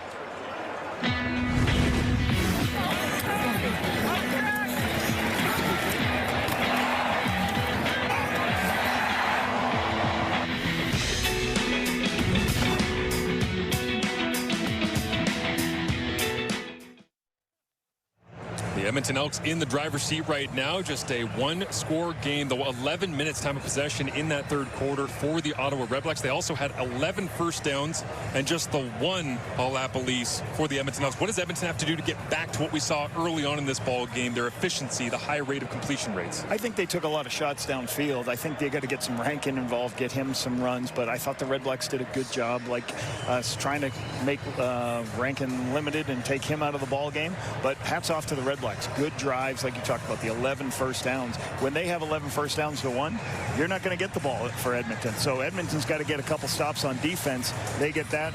The Elks get the ball back offensively. But another opportunity in the red, coming down to the red zone here for the RedBlacks, ball at the 25-yard line. Absolutely. Back-to-back victories for Edmonton over Montreal and Toronto. Trying to do it on the road here against Ottawa. Go 3 for 3 against East Division opponents in this stretch of their 2025 schedule before we hit Labor Day weekend. As Crum steps up in the pocket on second and long, spins back and runs away from potential tacklers for an Ottawa first down. RedBlacks trying to help their young quarterback by adding blockers in. You see Miller come in to help protect and then release late. That helps the quarterback so he doesn't have to worry about whether there's any blitzes on one side. He doesn't like the picture, scrambles for the first down. Jake Serezna giving chase, but just couldn't catch up to Crum in time. So 1st and 10 from the 14-yard line with 14 points on the board for the Ottawa RedBlacks. Crum looks to throw, steps right into pressure, and down he goes.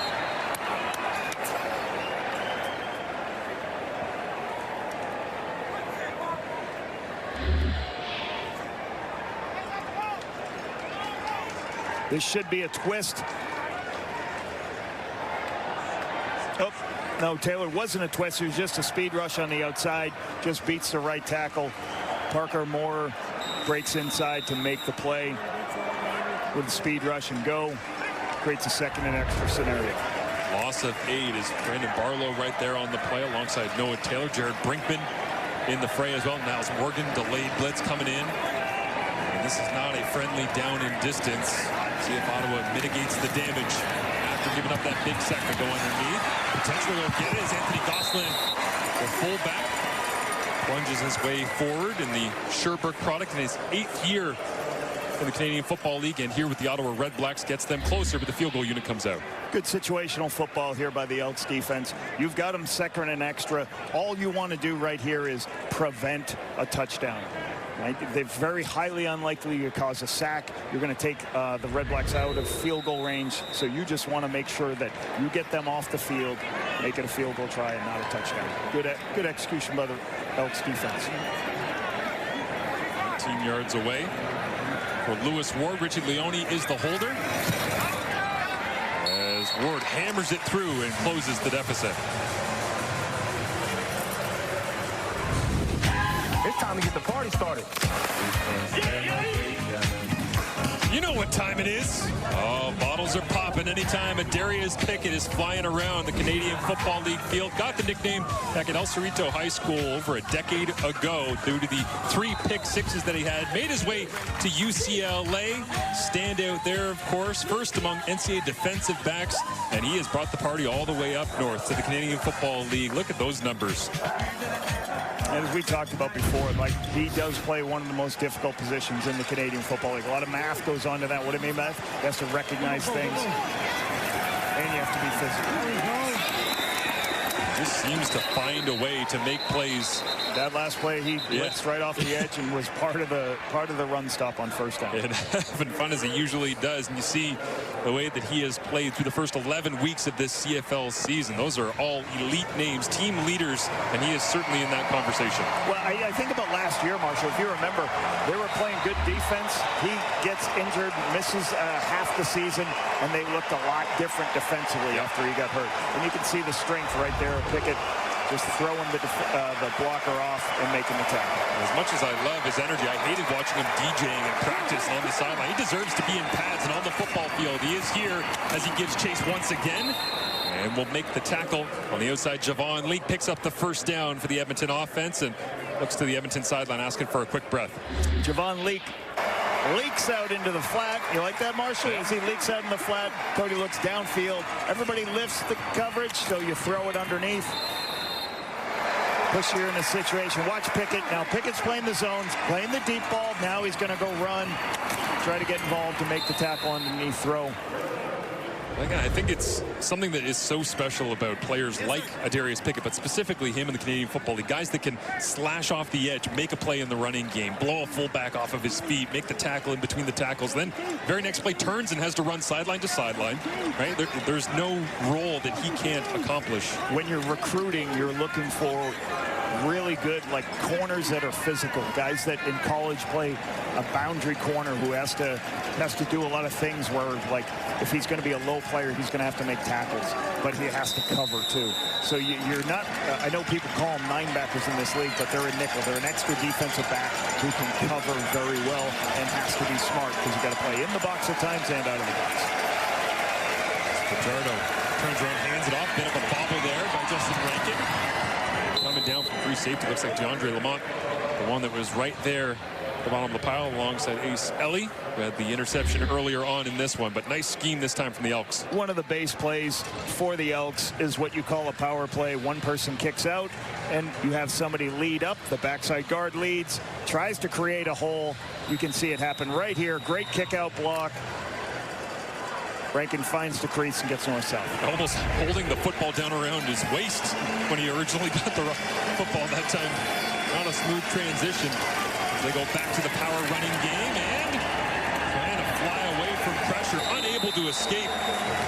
Originally, Gavin Heslop diving in and turning around a potential tackle for loss there on Rankin. And the funny thing, Heslop is a low player on that side of the field. He does a lot of the same things in this defense that Darius Pickett will. You see him blitzing off this edge, trying to create a tackle for the loss. Sometimes these secondary players blitzing off the edge, harder for the offensive line to recognize and block.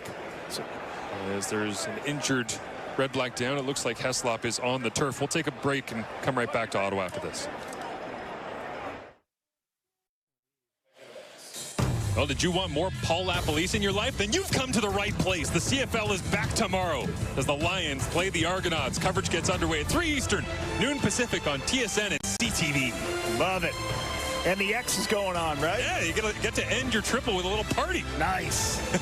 Should be a great game between Toronto and the BC Lions, but plenty of business to be sorted out right here in Ottawa as Cody Fajardo gets a screen out. Justin Rankin running free, and on second down, he'll convert all the way down the sideline and near the 20-yard line. Big gain on second down. We were talking at half. How are you going to try and scheme up these second and long conversions? There's a great example, Coach. You can't cover everything. When you cover the pass, this was the deep slot routes were covered. Well, when you bring linebackers and get them deep underneath coverage, you're going to open up the screen pass. So there was nobody for the screen pass because the RedBlacks had everybody covering the inside routes.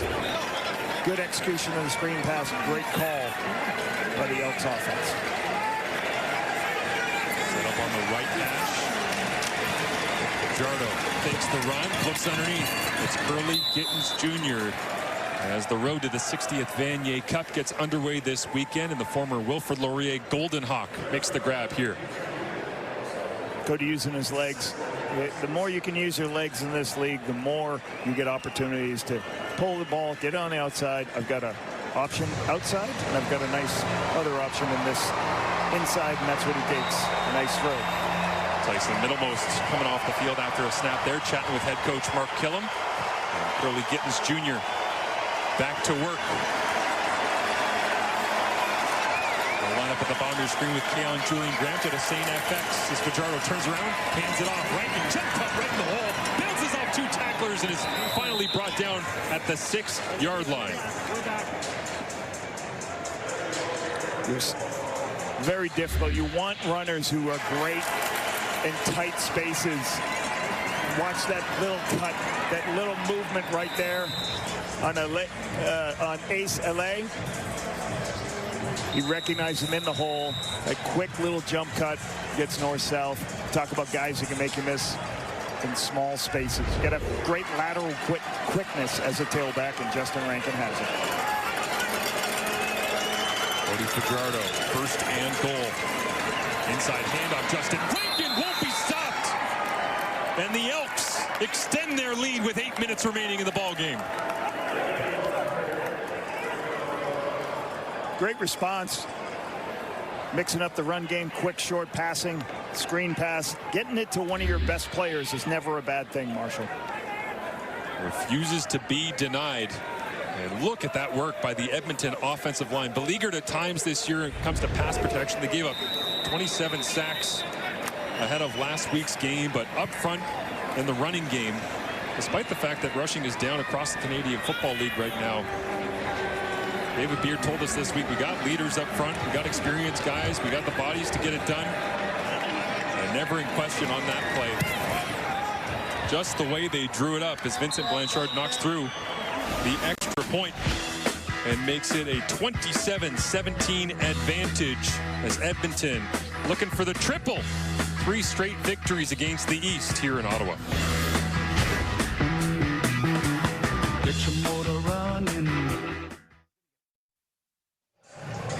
The 3-6 Edmonton Elks at this point offensively being powered by the efficiency of Cody Fajardo, and that man right there as Justin Rankin continues to rack up his efforts here in Ottawa. 15 touches today, 102 total yards, 1 touchdown. And one of the things I think that has happened since the bye week is I think there is a commitment to running the football more with making sure that Justin Rankin gets his touches because he is such an explosive player with the football. So Jordan McSimmons featuring the run more than ever. Oh, explosive shot on special teams that time down the field. It was Alex Reich, a global making the play, and Mark Killam is going to love that physicality as you get a look at it right here. Listen in.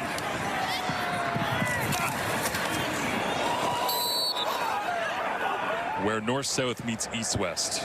Yes, rookie from Kansas, Alex. This special team's been very good on Pimpleton today. You know, if you remember last time these two teams played each other, Pimpleton had a punt return for a touchdown.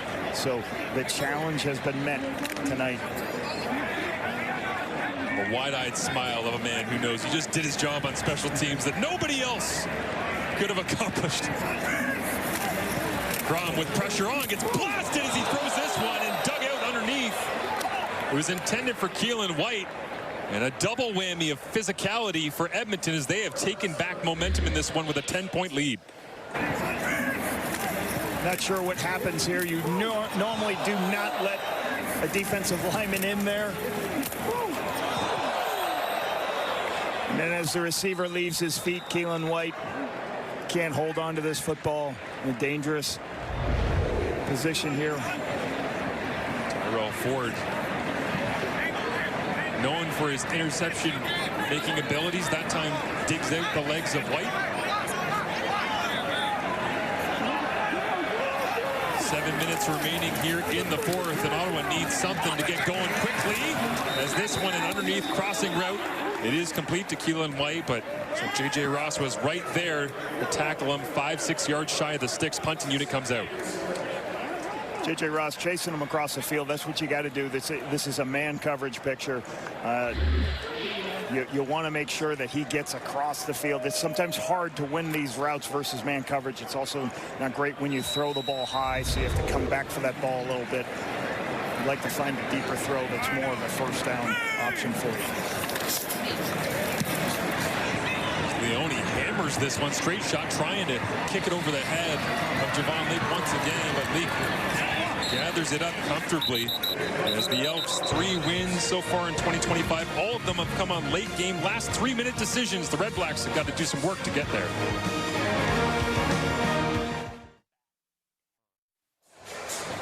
Well, the first touchdown for the Ottawa RedBlacks came off of an interception that they quickly turned around offensively. What can William Fields do here to try and create another game-changing, turnover-worthy play for the RedBlacks defense? Okay, you see Willie Fields there in the middle of your screen, kind of hidden by that.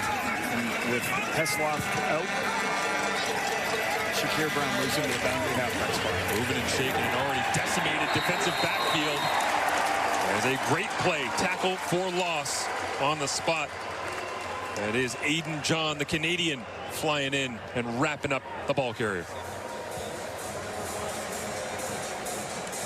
RedBlacks getting their stops on 1st and 10. John breaking through. Unblocked, creating the tackle for a loss. For the loss, Cody Fajardo managing this lead right now. 5:20 remaining. Ottawa sends pressure. Fajardo goes down, driven all the way back inside his 5-yard line. And we just showed William Fields what could they do to try and change this momentum. Well, why not force them backwards on back-to-back plays? Wakefield's coming off the edge. Wakefield's coming from inside, but also Pickett coming from the perimeter. You're going to try to block as many inside guys as possible. But the offensive line missed on the inside. And when you miss on the A-gap player, the inside player, the quarterback has no place to go. You're trying to let Pickett be the widest guy, and you throw off a Pickett. Wakefield beats the offensive line on the inside for the play. Last week, winning clubs allowed just 2 total sacks and made 12 of their own. Sack differential, always a major influence in the outcome of games, especially when you create a 14-yard flip of field position. As Vincent Blanchard knocks this one all the way out to the 55. Pimpleton catches it on the run, 10, 15, 20-yard return. Great starting field position here, trailing by 10 points. Dustin Crum, we talked to Tommy Condell, his offensive coordinator this week, who said everywhere that Dustin goes, chaos seems to follow. And Tommy said, well, it's not chaos. I assume you're talking about his ability to bring teams back into football games. He just credited his ability to be calm in the moment. Yeah, 17-point comeback last week against Winnipeg at the end of the game. Pimpleton was part of that with the big return touchdown.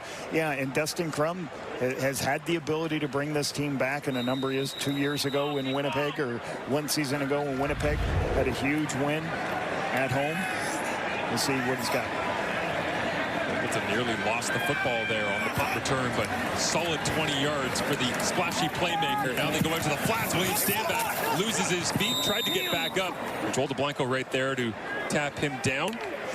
Part of Dustin Crum's progression. It was interesting talking to him this week. Only one offer out of college, Kent State University, and as in his words, not mine, he said was the worst program in the country at the time.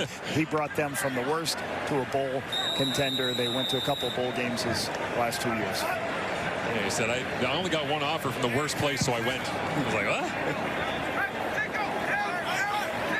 Here he is in the Canadian Football League trying to lead another comeback. Comes up, four-man rush. Keelan White's got the football right in the middle of the field. Given chase, but unable to hang on. It's the coverage of Tyrell Ford. Simple throw up to the top of the screen on a 10-yard in-breaking route. Pimpleton clears it all out, and then you have it underneath. Ottawa. You like throwing these balls to the wide side of the field because the field corner likes to play with a little bit more depth. Keelan White goes up and makes that nice catch.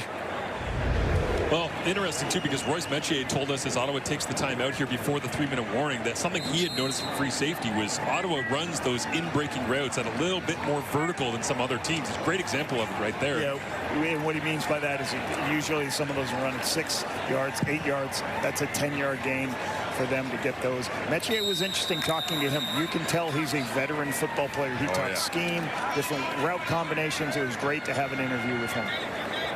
Extremely cerebral player as Crum goes head-to-head against him here. And Dustin beats the edge rush. Jared Brinkman giving chase, and Crum will throw this one away. And it's incomplete.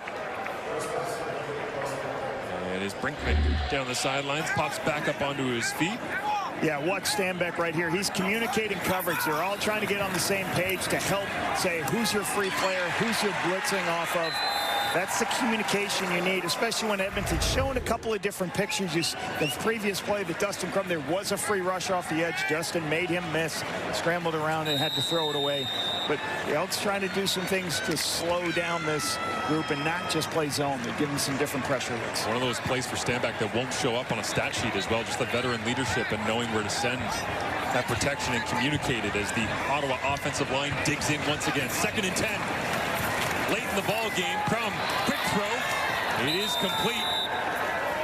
And at the 3-minute warning, J.J. Ross makes the tackle once again. Ottawa with a decision to make. Expect they've got to go here late in the game, trailing by 10.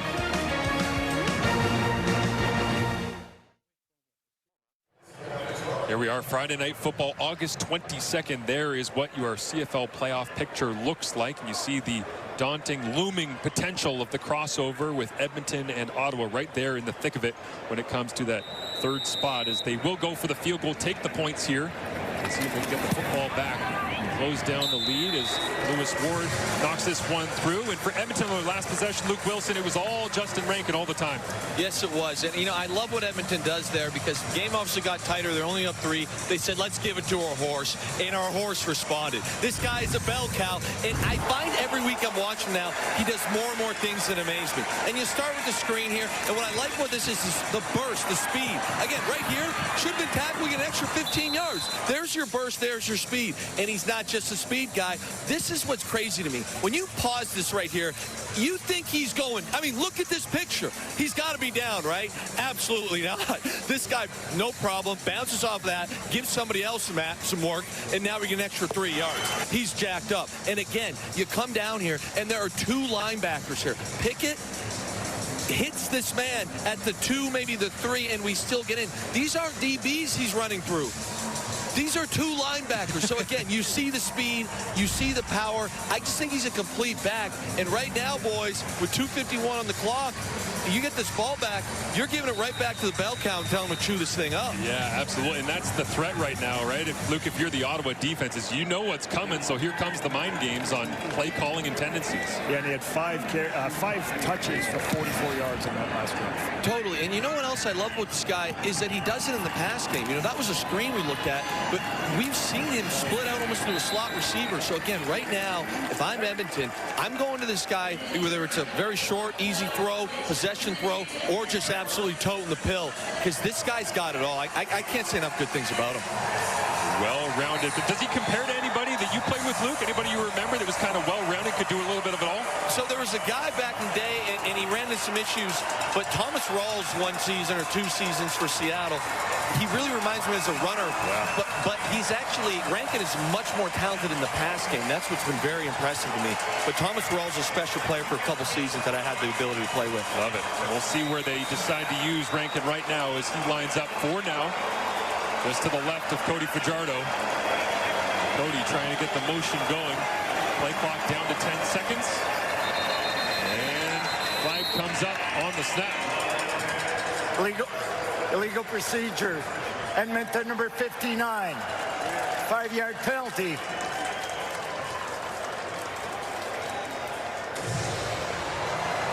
I think Rehovic actually moved here earlier.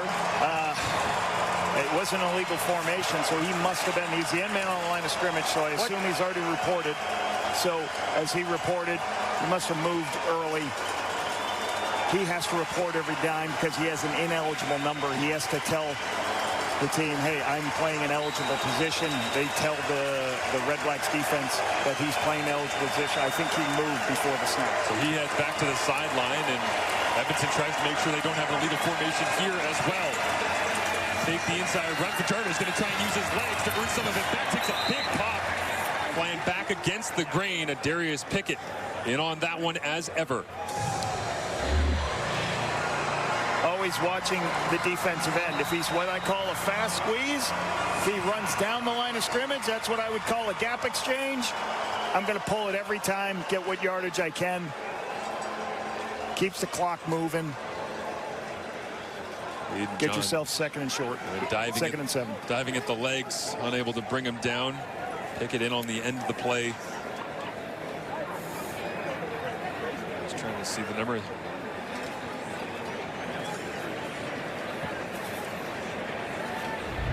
was Daniel Opoku who was in on the end of that play, and RedBlack as well, getting some attention from the coaching staff with 2 minutes and 40 seconds remaining in a single score ball game, and a big second down looming for the Edmonton Elks as Dustin Crum walks the sidelines here at TD Place. And after this injury timeout, the clock will start. So they're going to want to run this clock all the way down. Situation, they're going to try to run it all the way down to 3 seconds. And then if you keep it on the ground, you can continue to run a bunch of time off the clock. If you pass it, you want to make sure it's a completion, Marshall. But it'll be interesting because Ottawa's going to be trying to play the run to make sure. It'll be interesting to see what this call is. You're going to take more time off the clock, or you're just going to try to throw it on 2nd and 7 and get the first down. And it is Daniel Opoku who is down on the turf right now, as you see the extra training staff coming out to have a conversation with him. And is doing everything they can to make sure that he is stable and treated properly on the field. He was in on the play. It was involved maybe Darius Pickett flying kind of into the play alongside Cody Fajardo as Opoku was there. Looked like your typical kind of bang play, but obviously something bothering Opoku. See him right in the middle. You see him right in the middle of the screen, I believe, right there. And he gets caught up as he goes and recovers. He's chasing. And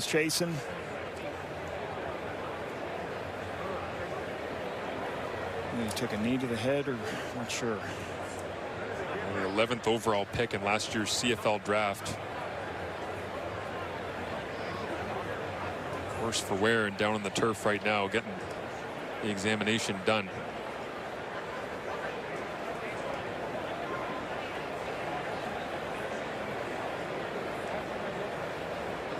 most contact was to the head when he made the tackle.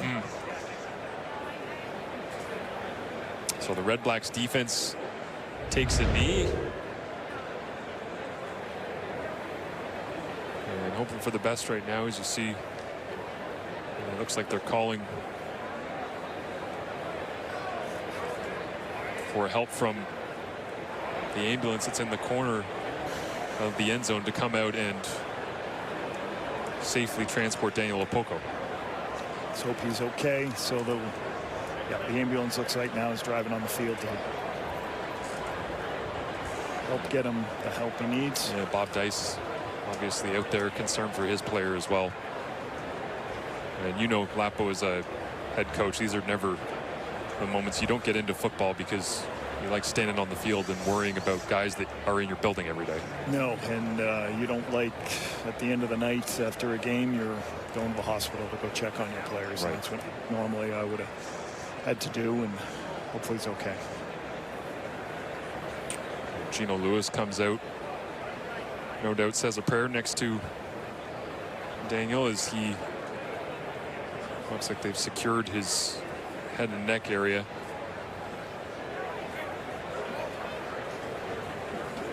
And Sean Burke crafting the RedBlacks organization, trying to find players he could bring in, and obviously highly values Opoku's talents, taking him, as I say, last year early on in that second round.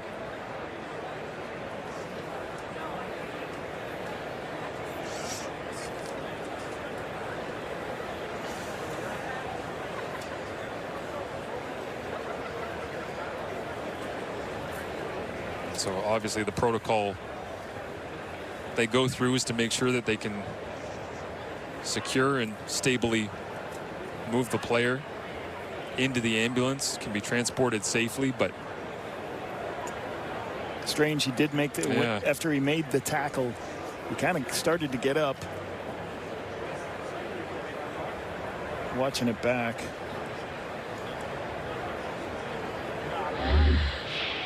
let me highlight him right there. If you see right there, he's going to chase. And when he makes contact with his head when he makes the tackle, but you do see him get up, start to get up. And then he does get up, but then I think he waves that something's wrong with him. So hopefully the best. And then he went down. You can see him right there drop down.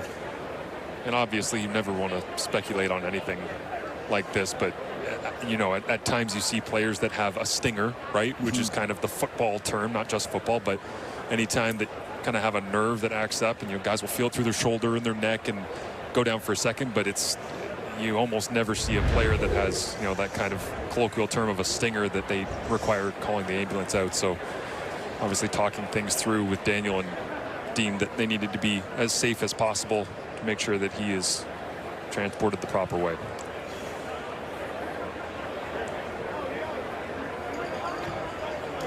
See his teammates thinking about him and hoping he's okay.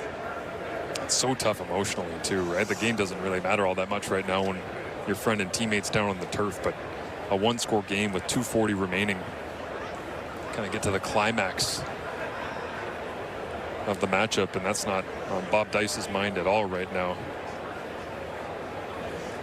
As we bring in Luke Wilson from down on the field, and unfortunately, Luke, this is the reality. You know this, whether it's playing youth football, coaching youth football, high school, university, U Sports, NCAA, professional, NFL, CFL. It's like at times stuff like this can happen, right? You've been through it. Yeah, and it's one of those things as a player where it just snaps you out of the bubble that you live in. You know, we were talking earlier, I think you guys mentioned how this game has a lot of playoff implications as far as the crossover goes. And when you're in the middle of a tough season, you sit there and it becomes where the only thing that matters is football.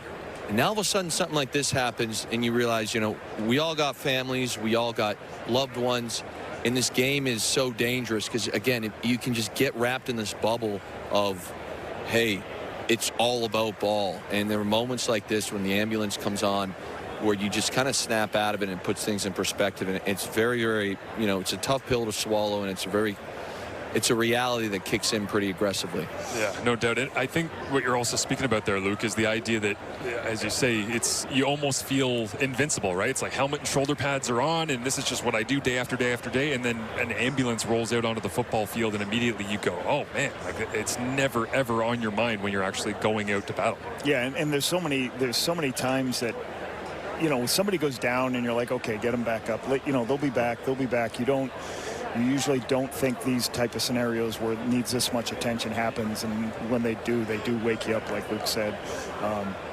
You know, I think about myself, Marshall. Last year, probably 1 year ago this weekend, my son breaks his femur. Yes. And like I'm there coaching the game, and I'm like, no, get him back, get him off to the sideline. They're like, no, they're calling for an ambulance, and I'm like, excuse me. Right. And had a broken femur, and you know, so.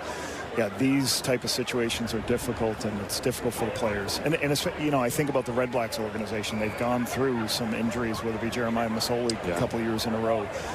Dustin Crum's lost time. So, you know, you're just thinking for the best, you know, and yeah, there's other opportunities. So. Well, Jalen Acklin, another one, right? Yes, last year. You kind of got to stop the game and try to process it. But I guess the longer that the delay goes on as well, Luke, it's hard to get back into that fighting spirit that guys had a couple of minutes ago. It's just one of those realities of the situation, right? Totally. And another thing, just to kind of add to what you two are both saying and echo on that, I was involved, a teammate of mine, Ricardo Lockett, who's in Dallas, and ended up being the last snap of football he ever played. And obviously that could not be the situation here. I'm not speculating, but just from a player's perspective, not only is it your friend, but that idea that for all of us, this is all you've done your whole life. These are young men who have sacrificed pretty much every aspect of their life to play pro ball. And again, that just reality that it's one weird kind of tweak or movement or awkward hit away from potentially being over. It's tough. And you talk about having now to rebound and getting refocused. I vividly remember that game being like, it's probably the only football game in my life that I was like, I really don't feel like playing anymore. You know, we finished that game, right, but we were with Lockett, you know, in spirit. You're thinking about the guy. It's very, very hard to be like, oh, okay, this just occurred. Let's just go finish this game off. Obviously, they're going to do that because they're professionals, but I promise you there's not a guy on this field right now that feels good about doing that. It's one of those things, too, Luke, that, you know, like with that Ricardo Lockett situation is even, you know, you try to get your spirit back up and you get back into the game, and it's your job. You have to go back to work, but the second the game is done, whether you won or you lost, the locker room, all anybody wants to know is how is Daniel doing? How is Ricardo doing? Totally. And it just... and even the energy down here on the field right now, guys, it's scary. You know, it's a scary ordeal. And again, I keep saying it puts things in perspective. You can see on the screen right now all the Ottawa players there for their boy. It just really zaps you in a lot of different ways. And to be honest, it's not just after the game either. Kind of the whole week. Like, you go home tonight and you realize, like, that could have been me. And there's a lot of mental gymnastics playing this game, and this is kind of one of the worst ones you gotta figure out. And one of the worst ones is that you're helpless. All these players are standing there, these big, great football players that have a lot of things to say with the outcome of game. They can't help right here. They just gotta cheer them on.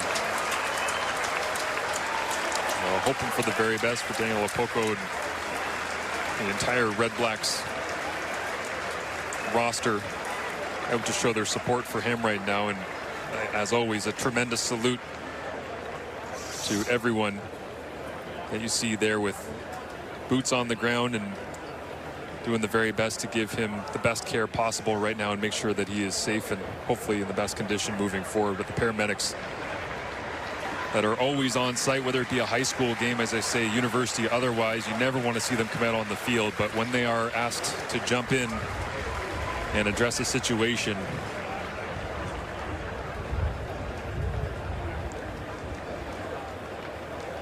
they are always on the spot and ready to answer the call, as you see with any first responder.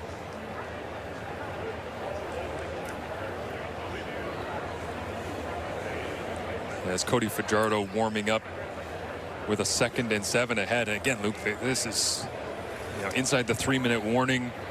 Fajardo they've probably been talking, maybe over-talking about what the play call is going to be, because they've had so long here in the delay for Opoko to try and sort out what do we want to do and how do you readjust now to the situation. Totally. And like you said, it's one of those moments where in about a minute or two here, when this ambulance leaves the field, you really have to kind of compartmentalize what just occurred. And it's going to be a very violent snap here. So 2nd and 7, there's 2 minutes and 40 seconds left. It is really not an easy thing to do. Now, I will say, in that Ottawa huddle right now, you're playing for your boy. So that is one thing you can kind of draw on, but it is a very, very tough situation because this is going to be a game-changing play here on the 2nd down. If Edmonton gets this, they're obviously going to be able to chew up a lot of clock. And it's just such a strange dynamic when something happens, because you go from that moment to, like we just talked about, this is a big play coming up. Yeah, difficult, very difficult to try to flush this and just go play football, but it's an unfortunate part of this sport. You have to do that. Invaluable analysis there. Great to have Luke on our broadcast here on Friday Night Football as Andre Proulx, our referee, gets set to whistle this one in as they clear the field. And the RedBlacks defense up against the emotional turmoil of seeing their brother leave the field after 14-minute delay. Go back to work on 2nd and 7. Fajardo with the pressure on, throws it up for Curly Gittens Jr. and hung in the air and out of the Ottawa sky. Curly Gittens Jr. makes a game changer.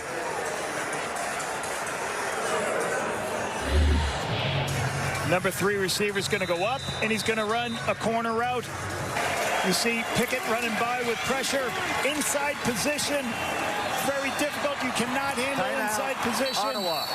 This is their final timeout. You see Lamont in a difficult spot as he's trying to cover from an inside-out position on the corner route. Cody buys enough time. The offensive line did a good job of blocking the D-line, blocking Pickett, and getting that throw for the explosive play. Fajardo made a clutch couple of throws to Keon Julian Grant a couple weeks ago on the road in Montreal for the victory. You see Julian Grant there celebrating alongside Curly Gittens Jr. Went to Sir Wilfrid Laurier Secondary School, suburb outside of Orleans here in the Ottawa area. So plenty of friends and family, no doubt, in attendance watching that as 19 made the grab. And now Justin Rankin will go for a gain of 2 on 1st down. Santos Knox, really good job making the tackle, fighting off to create this 2nd and long situation. You know, with that throw, Cody Fajardo's 22 at 28, 270 yards. No touchdown, but 1 interception. But, like, again, he continues to show up every week with high percentage throws, staying on the field. So 2nd and 7. They hit the big corner shot to Curly Gittens Jr. Now it's 2nd and 9. Already in field goal range to make it a 2-score game. Fajardo with pressure on. Will step forward. He's got room to run. Cody pumps, gets the 1st down, and slides his way to the turf. And 3-minute Cody continues to execute. And this has been very good in this football game. In the first half, he had 3 carries for 37 yards. A couple of 1st downs using his legs. Once again, RedBlacks try to pressure. Finds a way to get out of there, scramble for the 1st down, and just keep taking time off the clock. That's the most important thing. Keep the ball inbounds. He doesn't throw it. He scrambles, goes down, creates the 1st down, but the clock continues to run. CJ Colden wise to avoid the extra yardage penalty there, but regardless, clock rolls and Edmonton's offense fighting their way towards closing this one out on their own terms as Rankin gets thrown backwards.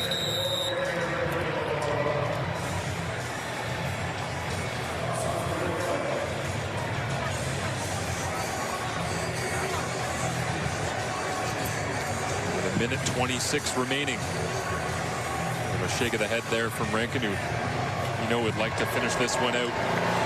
Pounding the rock, whether it be 1st down, touchdown, otherwise there's Vincent Blanchard watching from the sideline, waiting for his opportunity should his number be called. And on 2nd and 11. The Ottawa defense looking for a miracle to create a turnover, a stop, a tackle for loss, something to change this game back in their favor. And the party starter endless energy of Adarius Pickett on display all the way to the end of this one. You knew something different was happening. You can't tell on this picture right here, but Pickett's on the boundary. He normally doesn't, and then he blitzes off the edge. You got to know where he is. You see him blitzing off here. The receiver trying to get in there. Just can't do that. Keon Julian Grant's got to have an inside position. He doesn't. Pickett, nice play. There was a reason they lined him up into the weak side of the defense. Timer, put the clock back at 1:05. Anytime that guy is in the weak side of the defense, there's a reason. They're probably bringing him off the edge. You'd like Keon Julian Grant to be in a better inside position to make that block when you know you're definitely handing the football off. A little late getting into position that time. And so now Fajardo with the ball cap on stands on the sideline. Mark Killam standing next to Mark Cobb, the line judge, on the sideline. And Timer, please reset the game clock to read 46 seconds. Clock management here, and the field goal unit will come out.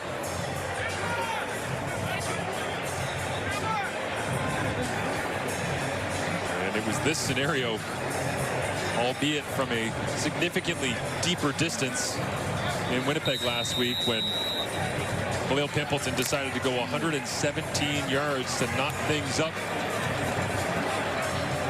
That was on the road off a Sergio Castillo miss. 46 seconds remaining. Edmonton trying to put it on ice. Hold was great despite pressure being on, and the kick is good. Flags come up. I wonder if that isn't trying to go over the top of the long snapper.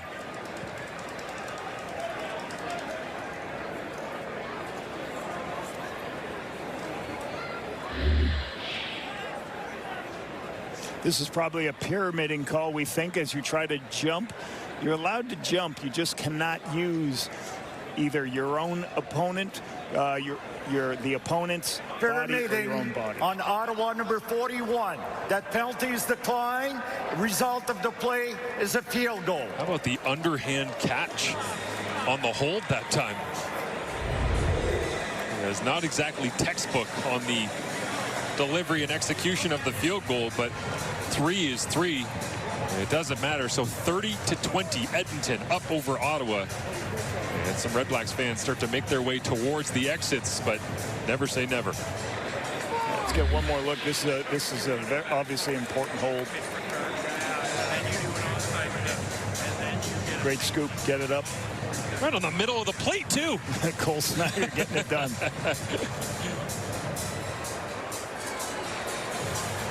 And never in doubt, Vincent Blanchard is the Laval Rouge et Or product. Knocked it through.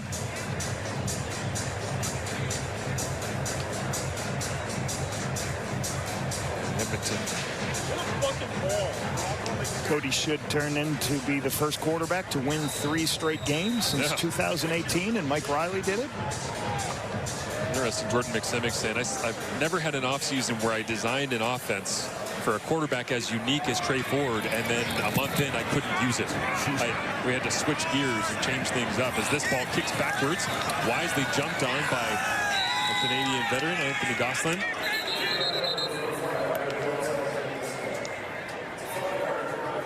With 39 seconds remaining and a 10-point deficit, this one might be too much for a Crumback. 20-26, 249 yards, 1 touchdown. I think what hurt, obviously, the RedBlacks a little bit, they did have a block punt. They had a punt return touchdown. I thought their second half was good. They were able to move the football, get some touchdowns. Cody was 22 at 28, 270 yards. From 20 at 26 as well, around 250. And crosses that mark now as Gino Lewis goes for a gain of 10 on the play. And a bye week up next for the Ottawa RedBlacks, and then right back here taking on the BC Lions on the Friday after the Labor Day rivalry games.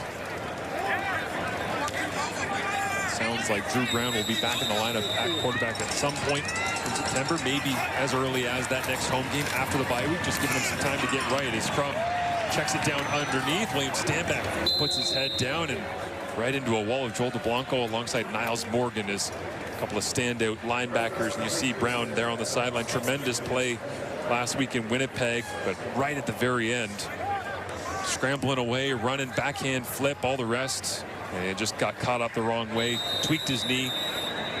He stands on the sideline tonight in a hoodie and a ball cap. Brown pumps, wants to use the legs, spins away, and takes a seat. Yeah, Drew Brown made 3 or 4 spectacular throws in that Winnipeg game, as well as those 2 crazy scrambles to make plays. So obviously he's got to be healthy for this team to continue to grow and move forward. And the bye week comes at a perfect time for them.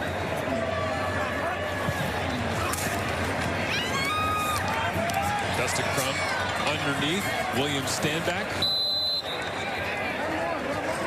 And the clock strikes zeros. And Cody Fajardo, 3 straight victories.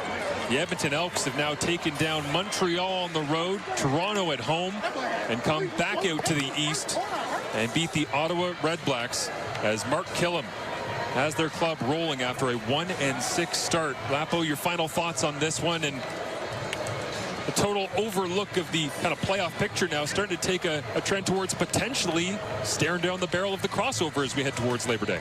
Well, I keep going back to, I did one of the first games after the bye for the Edmonton Elks. They've started to run the ball better. Justin Rankin has become a force. Cody Fajardo, once the change is made to Cody Fajardo, they're staying on the football field, getting completion, getting their plays. Special teams was outstanding. Javon Leake with the return touchdown. And, you know, they are getting better defensively. And, you know, on the other side for the RedBlacks, bye week is good. Get Drew Brown healthy and go back and play football. Gino Lewis saying hello to a couple of his ex-teammates, including Trey Ford, as Ottawa was looking to win 3 of their last 4 now. After the bye week, they had a 2-game win streak, followed by a 2-game slide against Winnipeg and Edmonton, while the Elks, powered by special teams and the efficiency of Cody Fajardo, teamed up with Justin Rankin. They have found a way to get back in the win column once again. That'll do it for us here in Ottawa. For Paul Lapalisse, Kenzie Lalonde, time for Sports Center with Mark Rowe and Matt Scooby.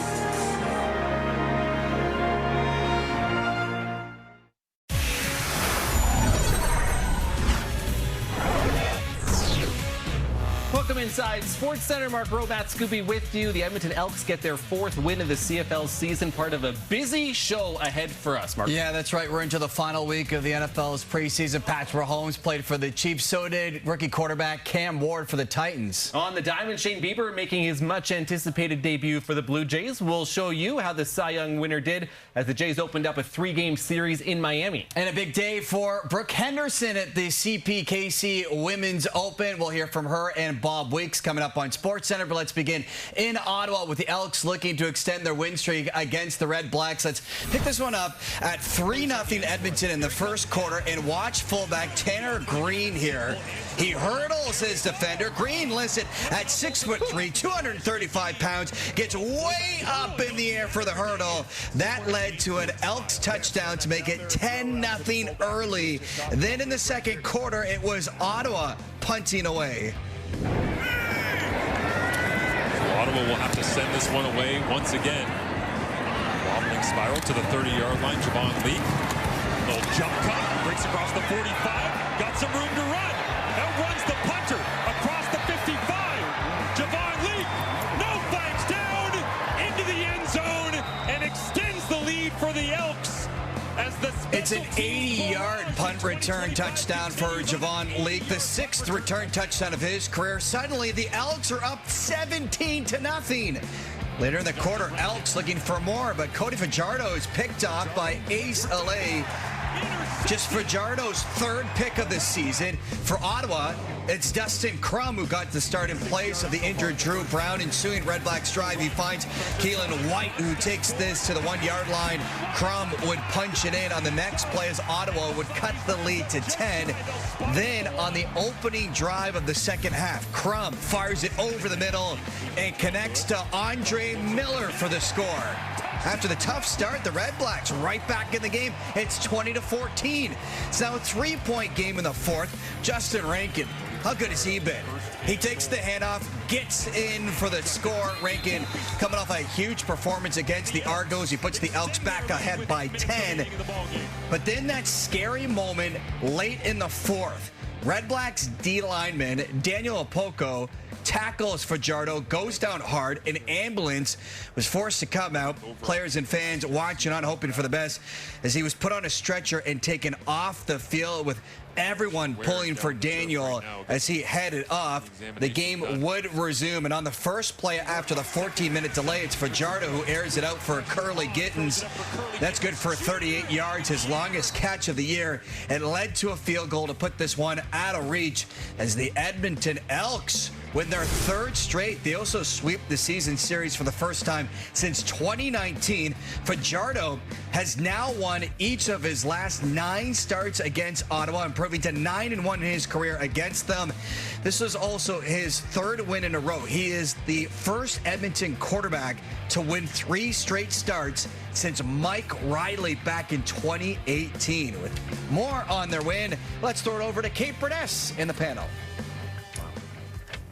Alongside Enoch Mwamba, Stavros Katsatonis, and Milt Stiegel. And don't look now, but the Edmonton Elks are officially surging. All right, surging may be a little bit of an over-exaggeration, but look, 3 straight wins, and now all of a sudden we need to be talking about this crossover a little bit more, and we all love a crossover because a crossover team has never won a Grey Cup. And we're talking about this Elks team that started 1-6 on the season. They've rattled off 3 straight wins, and now they're right back in it, obviously with Winnipeg there and the BC Lions yet to play this week. But my goodness, when you look at this Elks team, as we said before this game tonight, Stavros, they're finally finding a little bit more chemistry. Cody Fajardo has obviously settled in at this point. Their defense is playing a lot better.